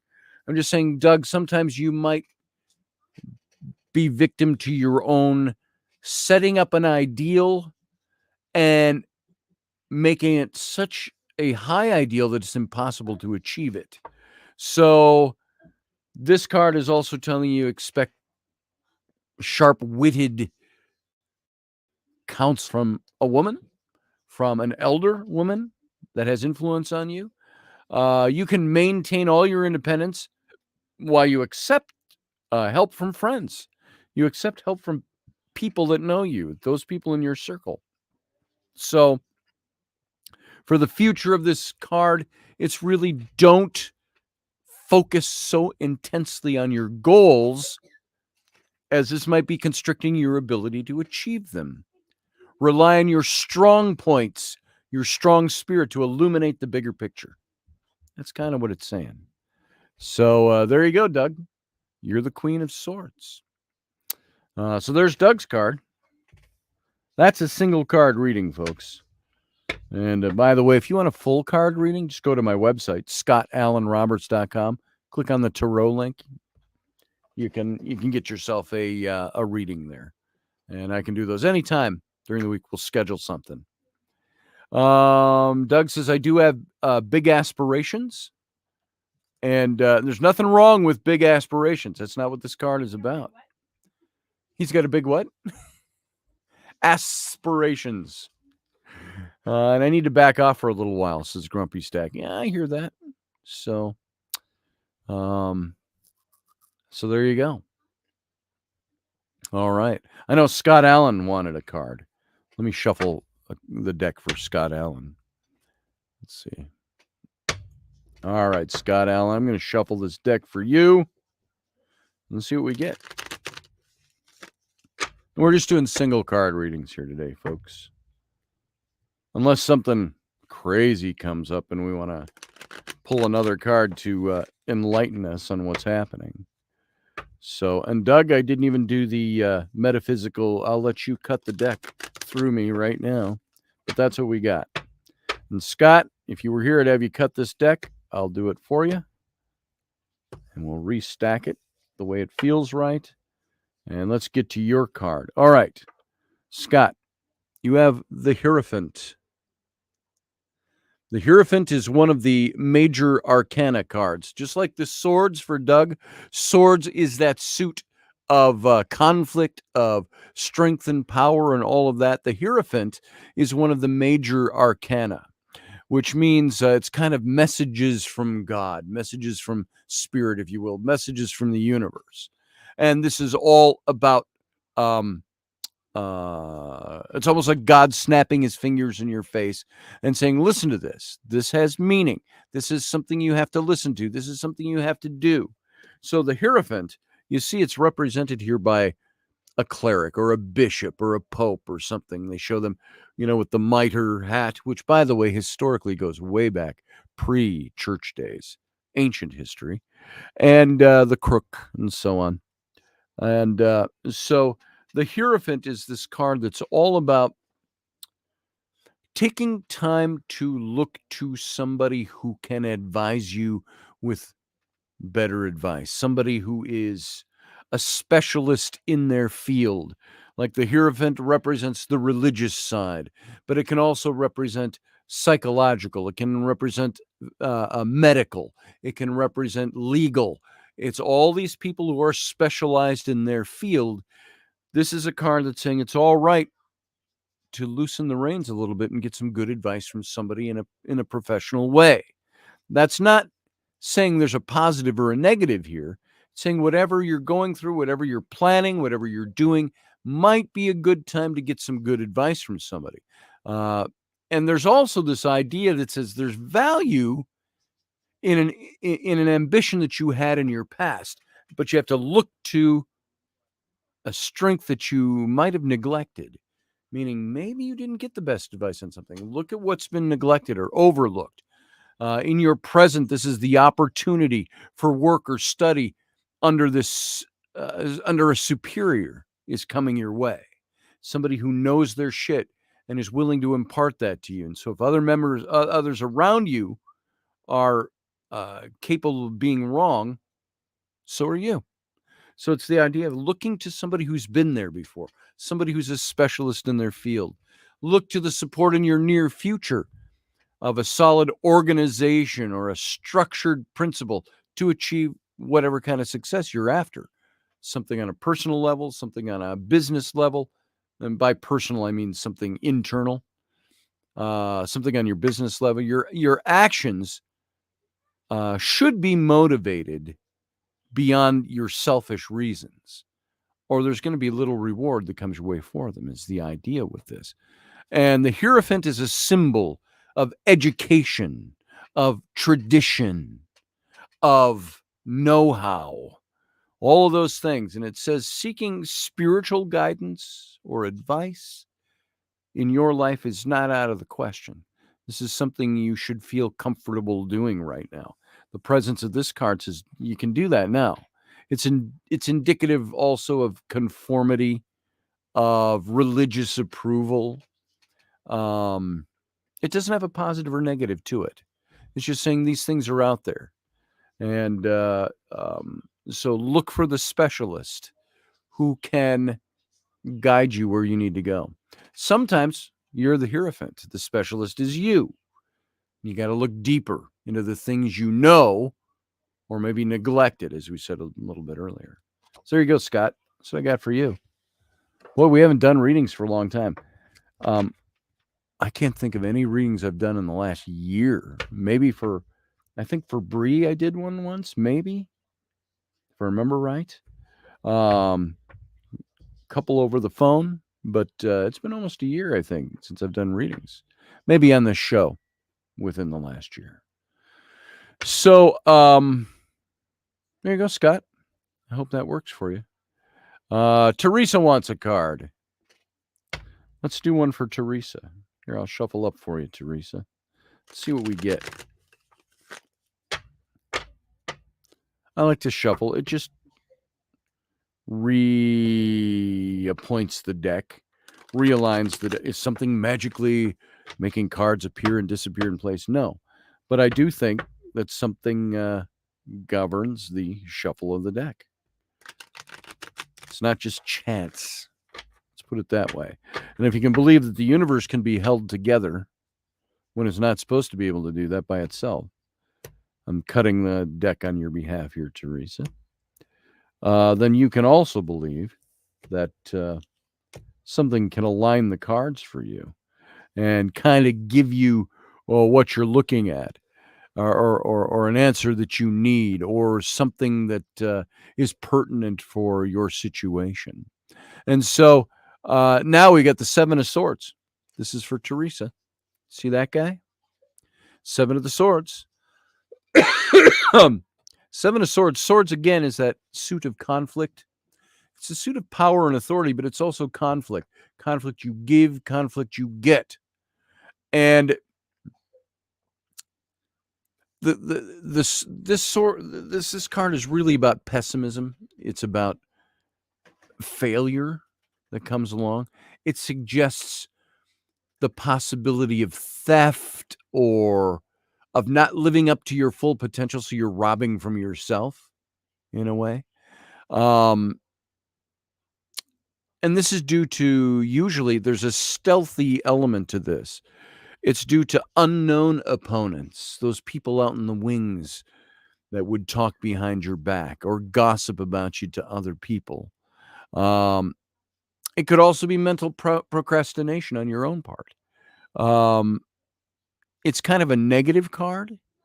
It's like if you're seeking an answer, a yes or no answer, the answer is no with this card. And it might be time to push some of your projects on the back burner in order to give more attention to more pressing issues that you have.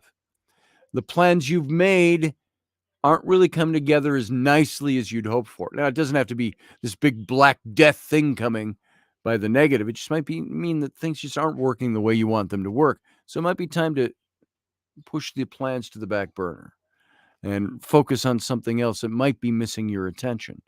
And the best way through a conflict is going to be diplomacy, cleverness. Avoid overt confrontations with whoever's creating problems for you. Hey, Carly Sagan. Just saw you pop into the room. So this is a negative card.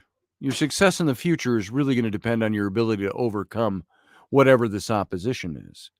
The strategy that you choose to overcome is going to determine whether you suffer losses from whatever this opposition is, or you come out ahead.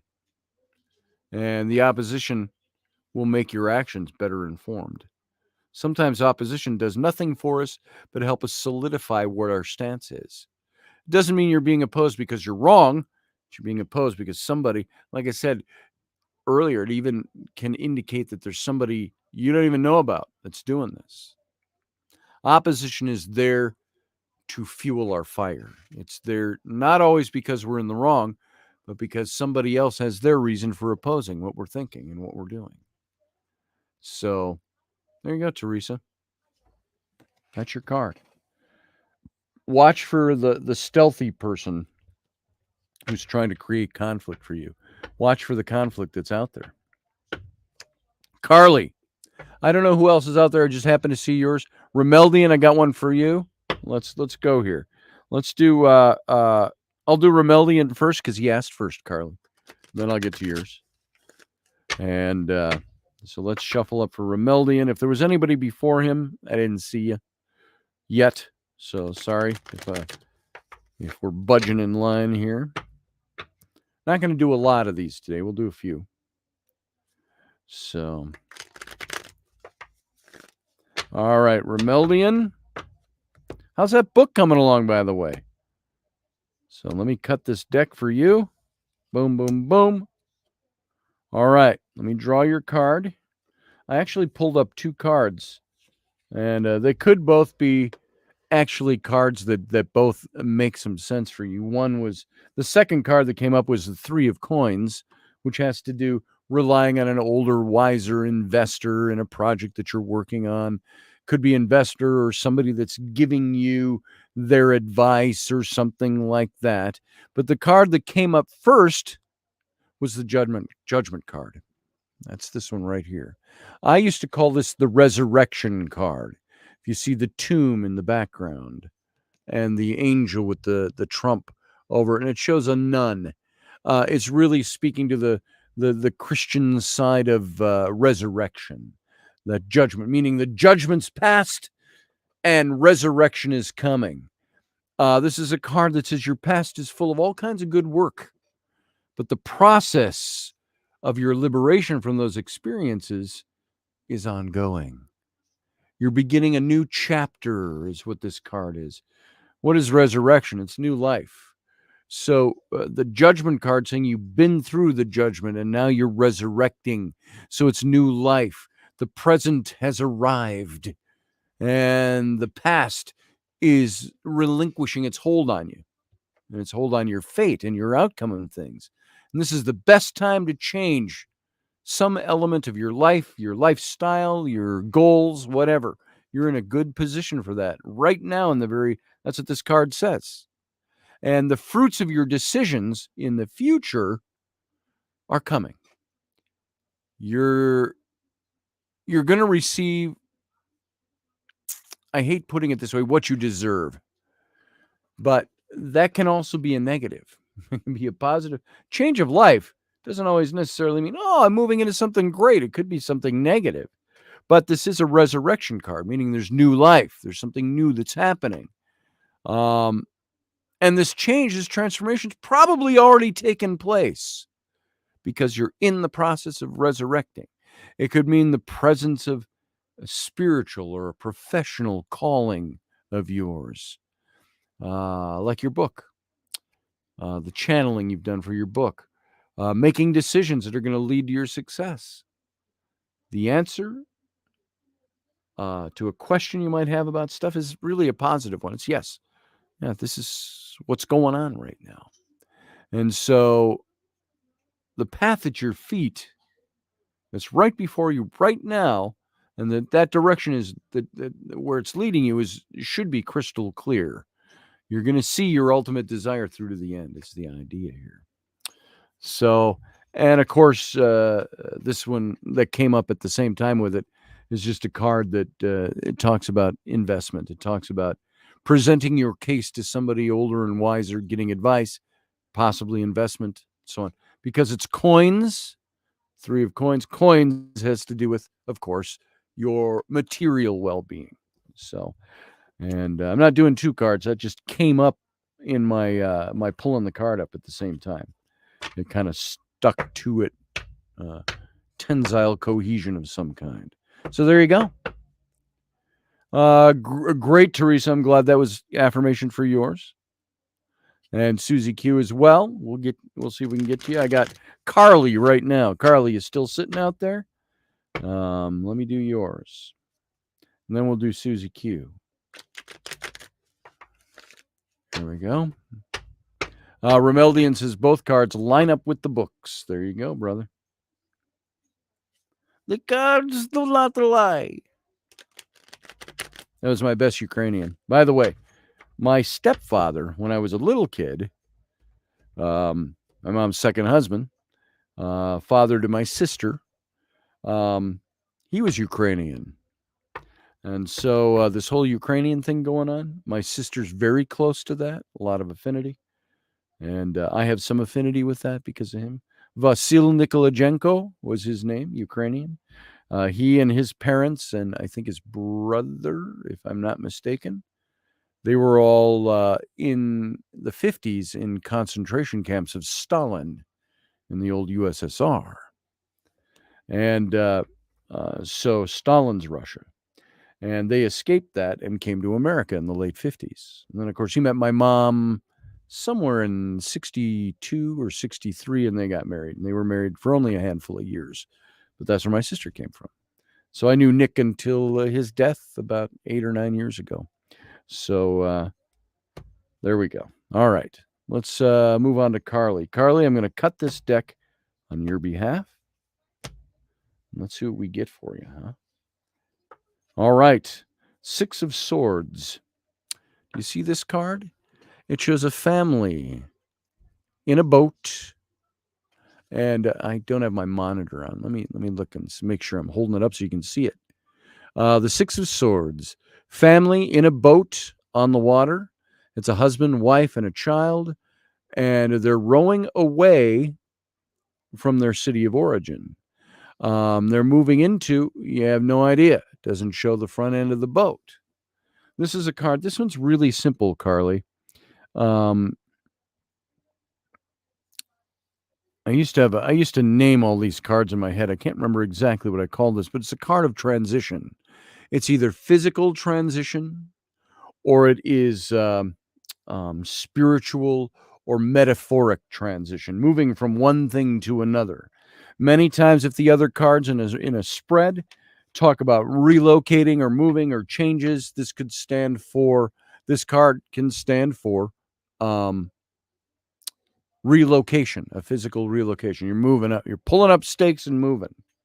Many times, though, this is a card of your emotional input into something. This is a card that says you're leaving what's behind you because it has grown intolerable. It no longer serves your purpose. It no longer is beneficial for you. It's something you have to leave. And the family piles in the boat going to the front of the boat's not visible. So we don't know. So we don't know where it's taking you. But the swords, again, is a symbol of conflict or power. This conflict is something that leads you to your own personal power on something.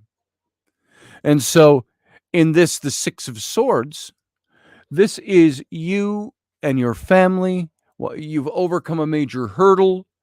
But you're staying true to yourself through it.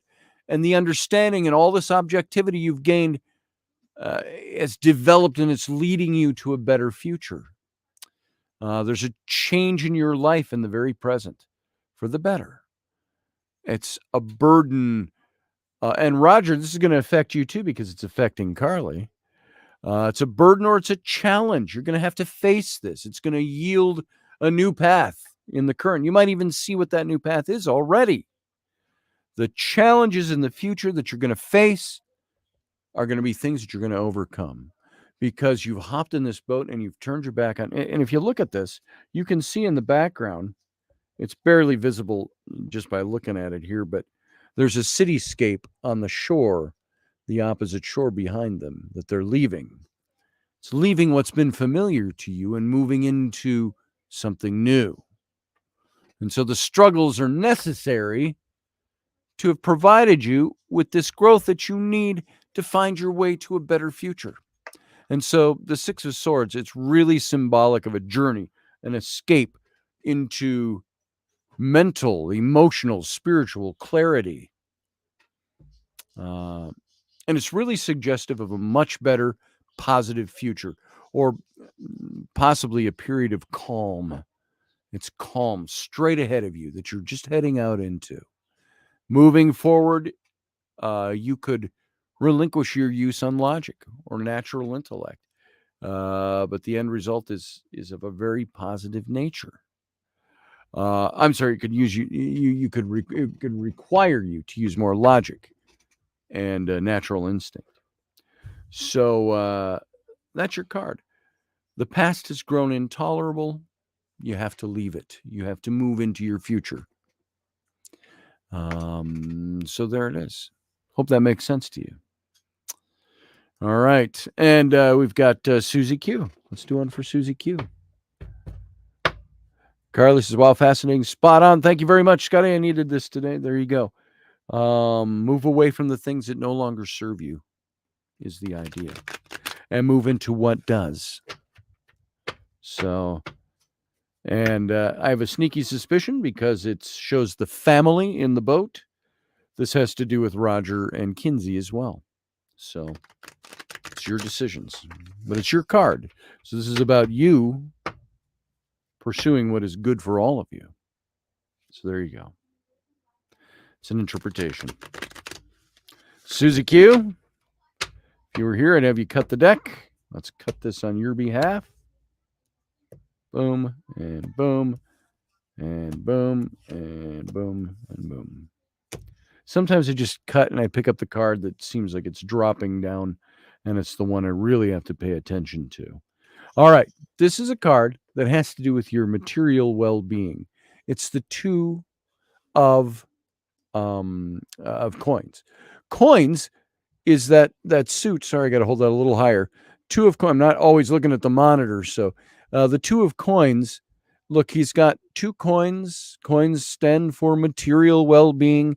He's holding them in the infinity symbol. He's looking for balance, is the idea with the guy on this card. So the two of coins, first of all, coins, your material well-being. Mostly this refers to money and your use of money, how you make it work for you or against you. And you've been confronted with this card in your past by the difficulty of beginning something new. And in order to succeed with that, you have to learn to balance your old practices with your new practices. And in the present, there's a change for the better that arrives. It's communicated to you somehow, communicated information. And you're going to receive prudent counsel, good counsel on how to proceed, how to take the next step. This is the present in this. And what's the best course for you to focus on in all these fluctuating states you might have going around you? And in the future, you're really determining your most valuable strengths that can help you create opportunities for yourself in the material realm, the things that are the nuts and bolts of life. See, it's beyond the emotional, it's into the material stuff. And not materialism, just making a living is material. So there's a road out of your ambivalence if you think to find it. And if you concentrate on finding your way to move. This is a card that shows movement. It shows balance, growth through change. It's changing the things that you know. Now, many of us, sometimes we hear these things. Well, you got to make a change. And we go, you're right, I do. And a year later, we'll get a reading and realize, and they go, you got to make a change that you were supposed to make a year ago. So we let those things go in one ear and out the other because we don't institute or incorporate what we know to do. This is one that says, if you want balance in your material life and things about it, you got to take this seriously and make it happen. It suggests possibilities of fluctuating wealth or revenue streams or whatever, however you want to call it, that's going to require some sort of juggling on your part to make it happen. You have to do the spinning the plates on top of the sticks. Just spin this one, go over, spin this one. Oh, now you got to go back to this one and make that spin. Oh, now this one's wobbling. It's talking about juggling and moving back and forth through all the ups and downs. And the workload's going to be heavy for you. There's no clear answer that's provided by this card other than to get balance, make things balance out, work on what you know to do. Don't let that go in one ear and out the other. Now you know that. If you didn't know it already, work on what you know you're supposed to be doing. Keep the plates balanced is the idea. So there you go. Things are always changing. Yeah, juggling. So do what you know you should be doing and seek good counsel if you have to keep the plates spinning. Or realize when you have to remove a plate and take that pole down. So there you go. All right. So, hey, Project Skyfalls, good to see you. And so that's what we got this morning. I didn't see any other requests, so I think Steph needs one. Steph, did I read for you already this morning or not? Can't remember. So let's do one for Steph. All right. All right, Steph Cuervo, Queen. I always think Antonio Banderas, Steph Cuervo, Queen. And if I had his voice, I would do his voice. So, all right. Here, Steph, this is for you. If you were here, I would have you cut the deck. So I'm going to cut it for you. Boom, and boom, and boom. All right, let's see what we got for Steph. Steph, this is the 9 of Cups. Now, Cups has to do with relationship. It has to do with your kind of emotional well-being. This is that stuff that, and the 9 is pretty high up in the numbers. So this has to do with satisfaction, getting the feelings of satisfaction. Look to your friends and your advice network, your support network. Recognize that you're going to find fulfillment here. And this is a card that represents the source of true happiness. Is your soul attaining peaceful balance? Now, I always hate hearing that. If we want a particular answer on something, we say, I need $1 million. How am I going to make that? Is that going to happen for me? And the answer always comes, the oxen are slow, but the earth is patient.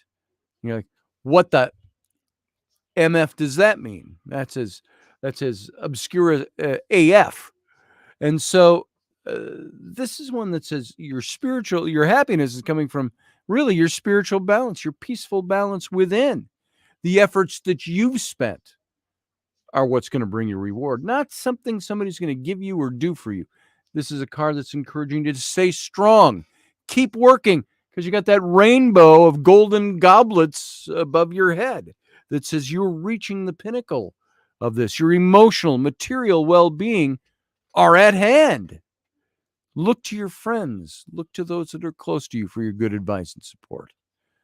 But recognize that it's only you that's going to be able to find and identify what is your fulfillment. The goal you've set for yourself, Steph, is down the road a ways. That's what this says. You haven't attained it yet. You're just in a good position to make it keep happening. And so it's down the road. Stay true to your desires. You're going to reach the destination. Balance out your heart. Your mind has to find its true calling. And the 9 of Cups shows feelings of joy, of satisfaction, of pleasure, and overall contentment. This is about contentment with what you got, with where you're heading, with what you're doing, the goals you're set out to do. And its presence is indicative, really, of this bright future that's brimming with good times. It's bliss. It's a period of your wishes all being granted. And by the way, you know as well as I do, Tarot doesn't always deliver messages like that. Not everything's a positive. Not everything's blowing sunshine up your butt. This is all about something that is positive, though.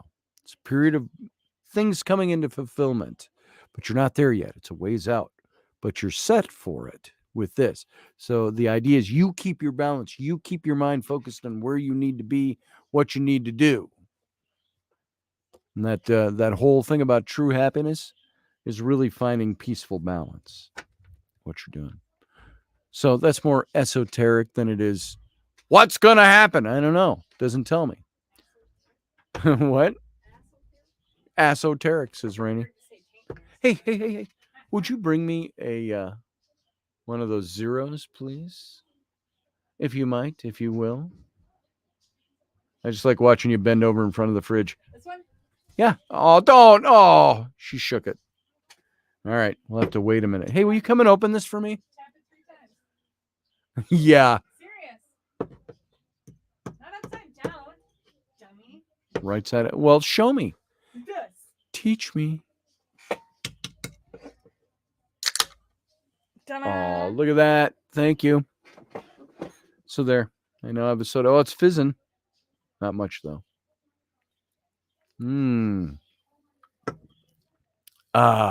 All right, Steph. Good. You're in peace right now. So I think Skyfalls asked for one. Somewhere in here. Hey, Rapid Dog. Good to see you. Rapid Dog runs like Chihuahua because they're fast. My fat little pug is even fast. Rapid Dog. Rapid Dog. Sounds like a business. Rapid Dog. Hi, Rapid Dog here. Good afternoon, Rapid Dog. Good afternoon, Rapid Dog. We're here for you. We're open till 9.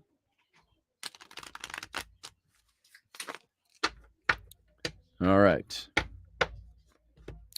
All right, Sky Falls, I am going to cut this deck for you. Boom, and boom, and boom. We only need one card, so boom and boom. That feels right. I cut that on your behalf.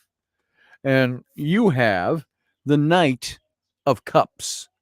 Now, if you see the Knight of Cups here, the Knight is royalty, but not quite. He's not quite royalty. He's nobility.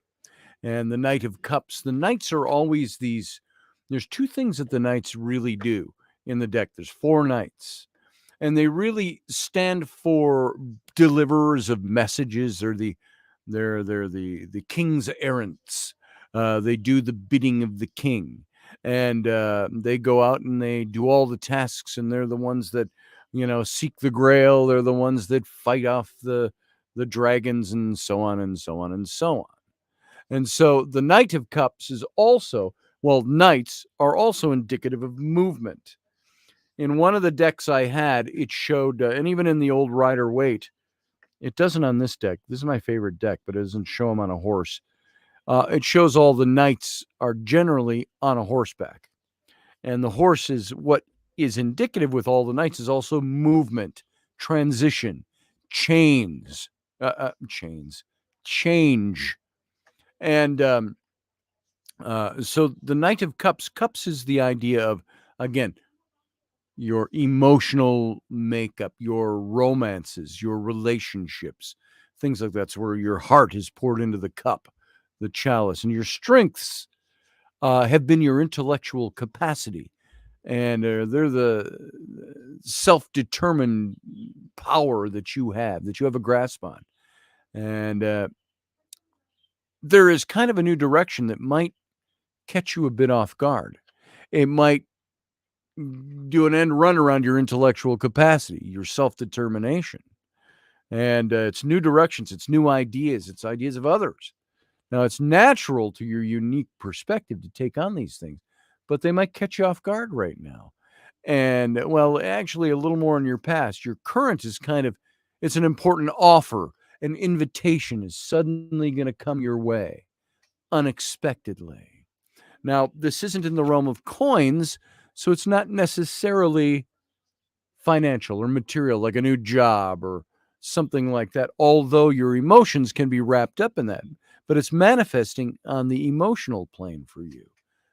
It could be a new relationship because I don't know, because I don't have other cards spread around this. But there's going to be a new offer, something new. It's going to arrive suddenly. It's going to be unexpected. And so in the future, you have to stay focused, at your future being this moment out, 2 minutes from now, an hour from now, a week from now. Stay focused. Follow your most passionate beliefs about something. And that's going to lead to the progress toward your goal. And you're going to find peace in deep, meaningful connections with other people or another person. That could be the key in this right now.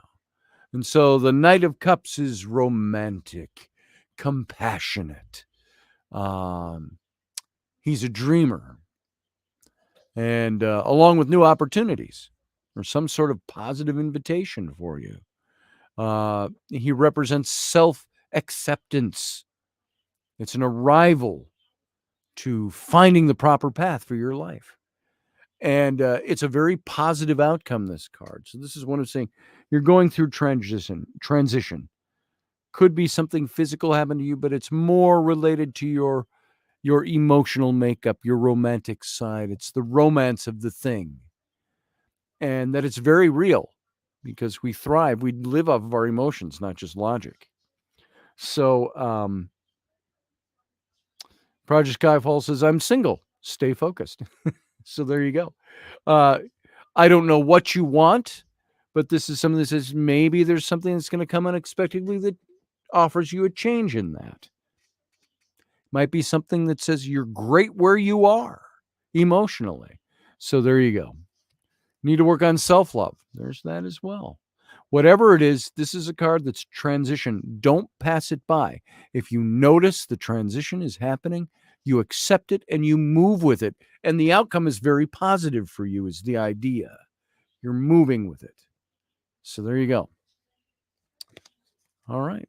Great reading, says Skyfalls. Great. I hope that meant something for you.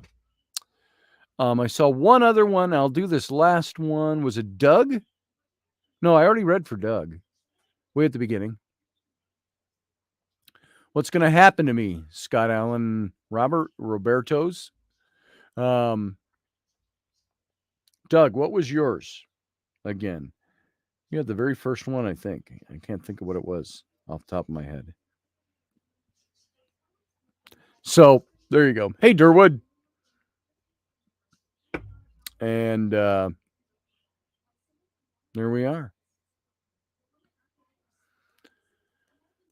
All right. What do we got? It's 11:03. We've been going for a couple of hours. So, Susie, are you saying Elderberry wanted one? I can do Elderberry, and then we'll be done. All right, Elderberry, if that's what that is. It says, at Elderberry, at Scotty Roberts, please. So I'm assuming that means Elderberry asked for one and I missed it. Hey, Morgan Snow, long time. All right, we'll do this reading for Elderberry, and then we'll be done with the readings. If you'd like to get one, go over to my website, scottallenroberts.com. Click on the Tarot link, and we can line you up. All right, this will be the last reading we do today, and we're almost done for the day, if you're just getting here. So, boom, boom, boom. And by the way, no, I'll talk about this when I'm done with this reading. So I don't want to convolute anything here. All right. This is for Elderberry. You have the Ace of Cups. The Ace of Cups. Now, the aces in this deck are all demonstrated by angels. So there's 4 of them in the deck. And the cups, again, is the suit of emotions, but more so, that's the wands, is your emotional makeup. The cups is your deep emotions, your romances, your relationships, your things like that. And the ace is this angel that's offering a new direction. Somebody that's saying, look, here's the way to go. Here's the open door for you. And this is a card that says there's been numerous occasions that really prove your creativity. Creativity doesn't mean you know how to paint pictures, although you might. I don't know that. It's creative, comes out in many different ways. You can be creative at business. It's your ability to succeed in your efforts have been demonstrated. You're passionate and intensely focused, and you've allowed for greater productivity because of this out of your life. And good news, and you're very current with this card, is going to bring joy. It's going to bring extreme satisfaction to your life that's been built on all of these things you've done with your creative talents to get where you are. The difficulties in the future that you're going to face is it's going to take a toll on your emotions. But in the end, it's going to bring about abundant joy. So all this emotional buildup and all of these things you've worked toward, even with experiencing joy and satisfaction in your life, there are things that have taken their toll. But it's going to bring around ultimately just joy in your life. And remembering the natural balance of this is going to bring you great rewards. The Ace of Cups is standing before an open door. This angel is one who says, the door's open. It's right there. I can't force you through the door, but the door is there and you got to walk through. And the overall spirit is overall satisfaction throughout all the different areas in your life. It's a predictor of success if you go through the open door. It's a predictor of abundance if you go through the open door. You have to use your good intuition and your creativity, which you've been known for. And it's a possibility of new relationships. Might be birth or a pregnancy. I doubt you're fathering children right now, but it could have to do with a new life. It could be a metaphoric new life, the birth of some new idea, some new great thing that's associated with all this positive energy. So this is a really positive yes card to whatever you're thinking. And it's one that says the open door's in front of you. All you got to do is walk through it. And it's going to build on things you already know. So there you go. There it is, folks. Durwood asks, Scotty, you're still doing the nightly streams? I haven't been. I took a hiatus in October. But now Odyssey Radio, where I was broadcasting, has been purchased by Ron Phillips. Rocky Stucci is part of that. And they're totally rebuilding the station. If you go to Odyssey Radio, that's ODYSY. Remember, you say ODYSY1.com. You can see it's streaming down below the window here as well. It's ODYSYradio.com. Actually, a bona fide radio station now. Go to Odyssey Radio. You can listen to my streams. I've been putting up archives. Some people go, I don't want to listen to an archive. Doug. Yeah, Doug, Rainey says. Archives, I've been trying to put up shows that are still relevant, that are still have a lot of meaning to them. This is only in the meantime. This is as the radio station builds up its ability to help me do what I want to do live. And then it's just me taking the step and moving out and going, okay, we're going live again. And we're going to do every night. I want to make sure I can go live, not just audibly through the radio station, which is just audible. You can listen to the stream. Or I want to also do the YouTube visual at the same time for all of you to come into the chat room. So that's coming. It's still coming. I was probably a little optimistic a few weeks ago when I said, hey, it's going to happen this week. So Hey, here's Doug, my beauty. I get tired of listening to the same thing over and over and over too. Hey, come here. What? Want to do it? No. See, she gets tired of the same thing over and over and over again. Look at. Oh, Let's see. pretty. Let's It's see. almost done. All right. That's Rainey's That's Pinewood Rainey's. Derby This is car. Rowan's. Oh, Rowan's car that Mom's building for her. Right. I have to do the weights and the tires. Yeah. She doesn't have the patience for that. All right. So Grumpy Stack says if you'd stop having heart attacks, then it'd be here already. There you go. You know what the thing is for those of you who haven't read it, and maybe Doug, you probably read this too. I've had 4 episodes with my heart since the surgery 5 years ago. Had 4 periods of heart attack. And they keep repairing the stent they put in the night before my surgery in another one of the arteries. And I said, why does this keep happening? And my doc told me that last week when I was in there having the stent blown back up, he apparently put in a new stent inside the old one and blew it up bigger without, ripping apart my veins. And he said, you know what I am seeing here? He says that original stent they put in is too small. They put in the wrong size stent 5 years ago. That's why this keeps happening and why it keeps collapsing. So we're looking into, he's going to, I don't have an appointment with him until the end of the month, but he's going to refer me to somebody, I think through the University of Minnesota, somebody that's developed something that was experimental, but is getting a lot of attention. So they don't have to crack my chest open again. He said the only way really to repair it for good is to do a bypass. And he said, but you don't need that yet. So he's hoping this guy can help so we don't have to have this problem ever again. So there you go. Show. Why did it put the thing, your doc is a woman? Why did YouTube withhold that? I had to approve it just now. That's weird. So, Skyfalls, it's okay. It's just when it hits me, I'll go through like a week, 2 weeks, maybe even a month of just declining, feeling crappier and crappier, fatigued, all of that. And the last week before this last one, it's in my shoulder blade. I felt it. And I thought it was back because I'm hunched over doing illustrations all the time. And then once I started to realize it's more than that, I kept ignoring it. It's like, oh, geez, it's my heart again, and I don't want to do that. And so there it is. Hey, Durwood, we all missed you too. It's great to have you back. And so we'll see. We'll see what happens on that. So apparently, and what they found through all the testing they've been doing lately, my heart has not degraded at all since the surgery.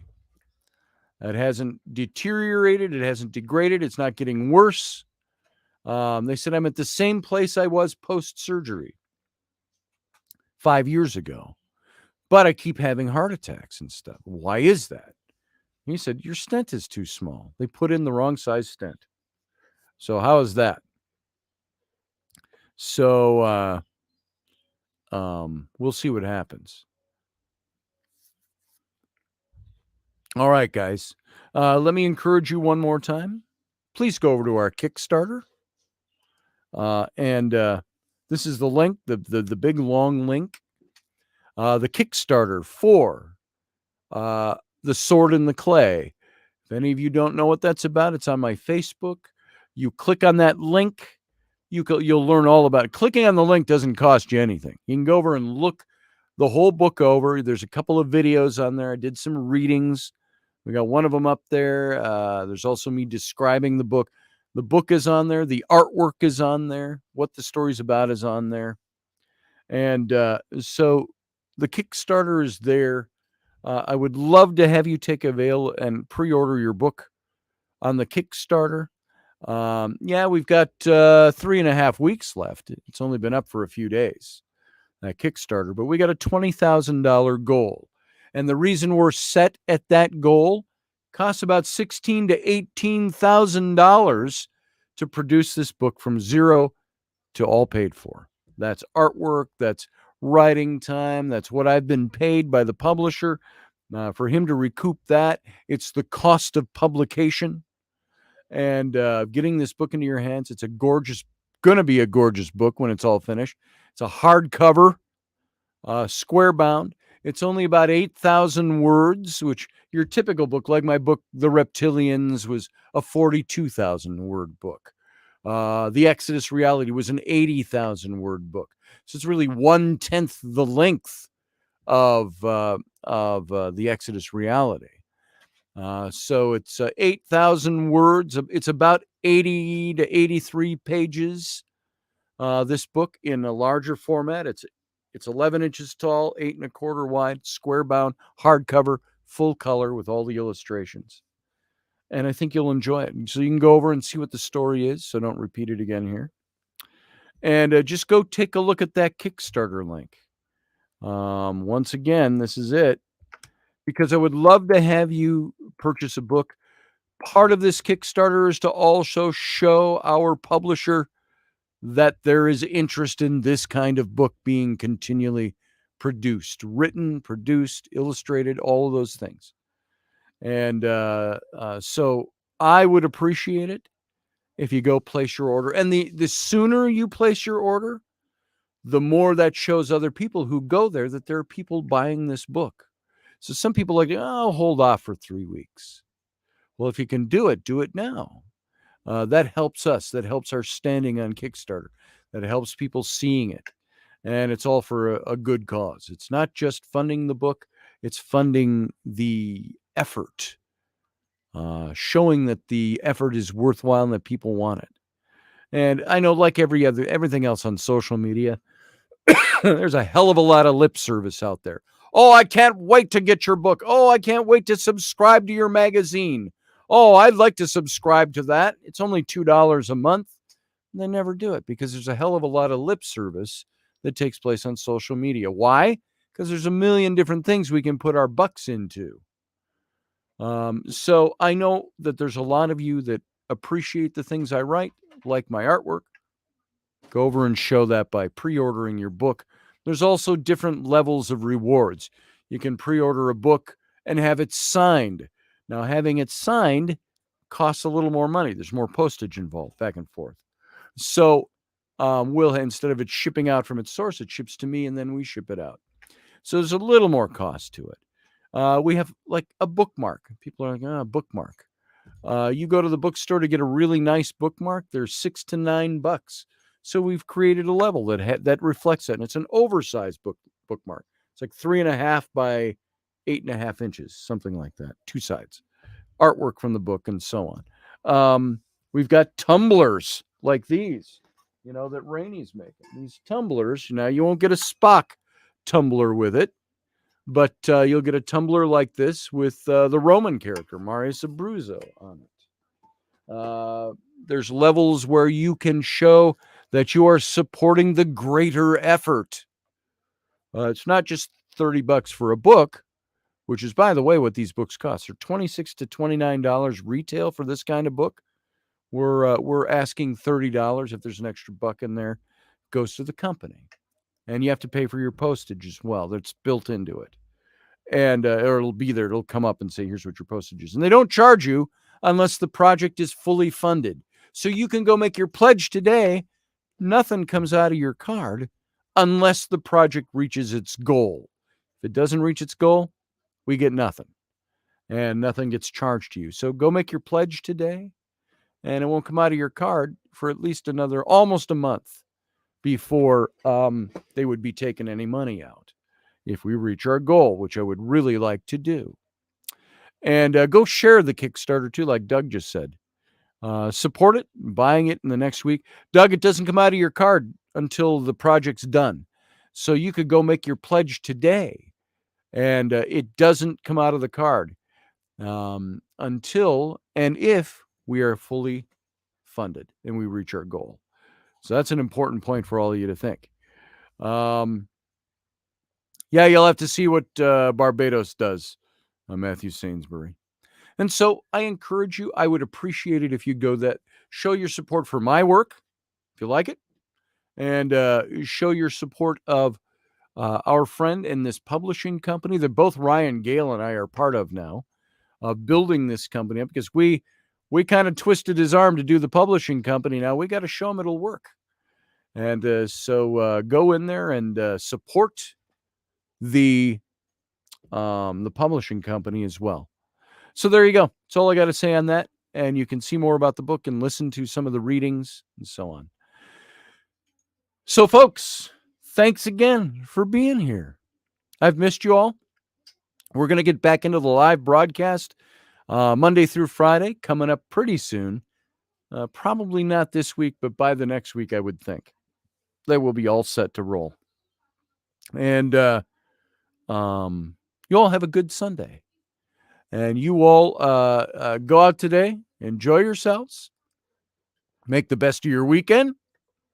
And you know what? As I always say, live long and prosper.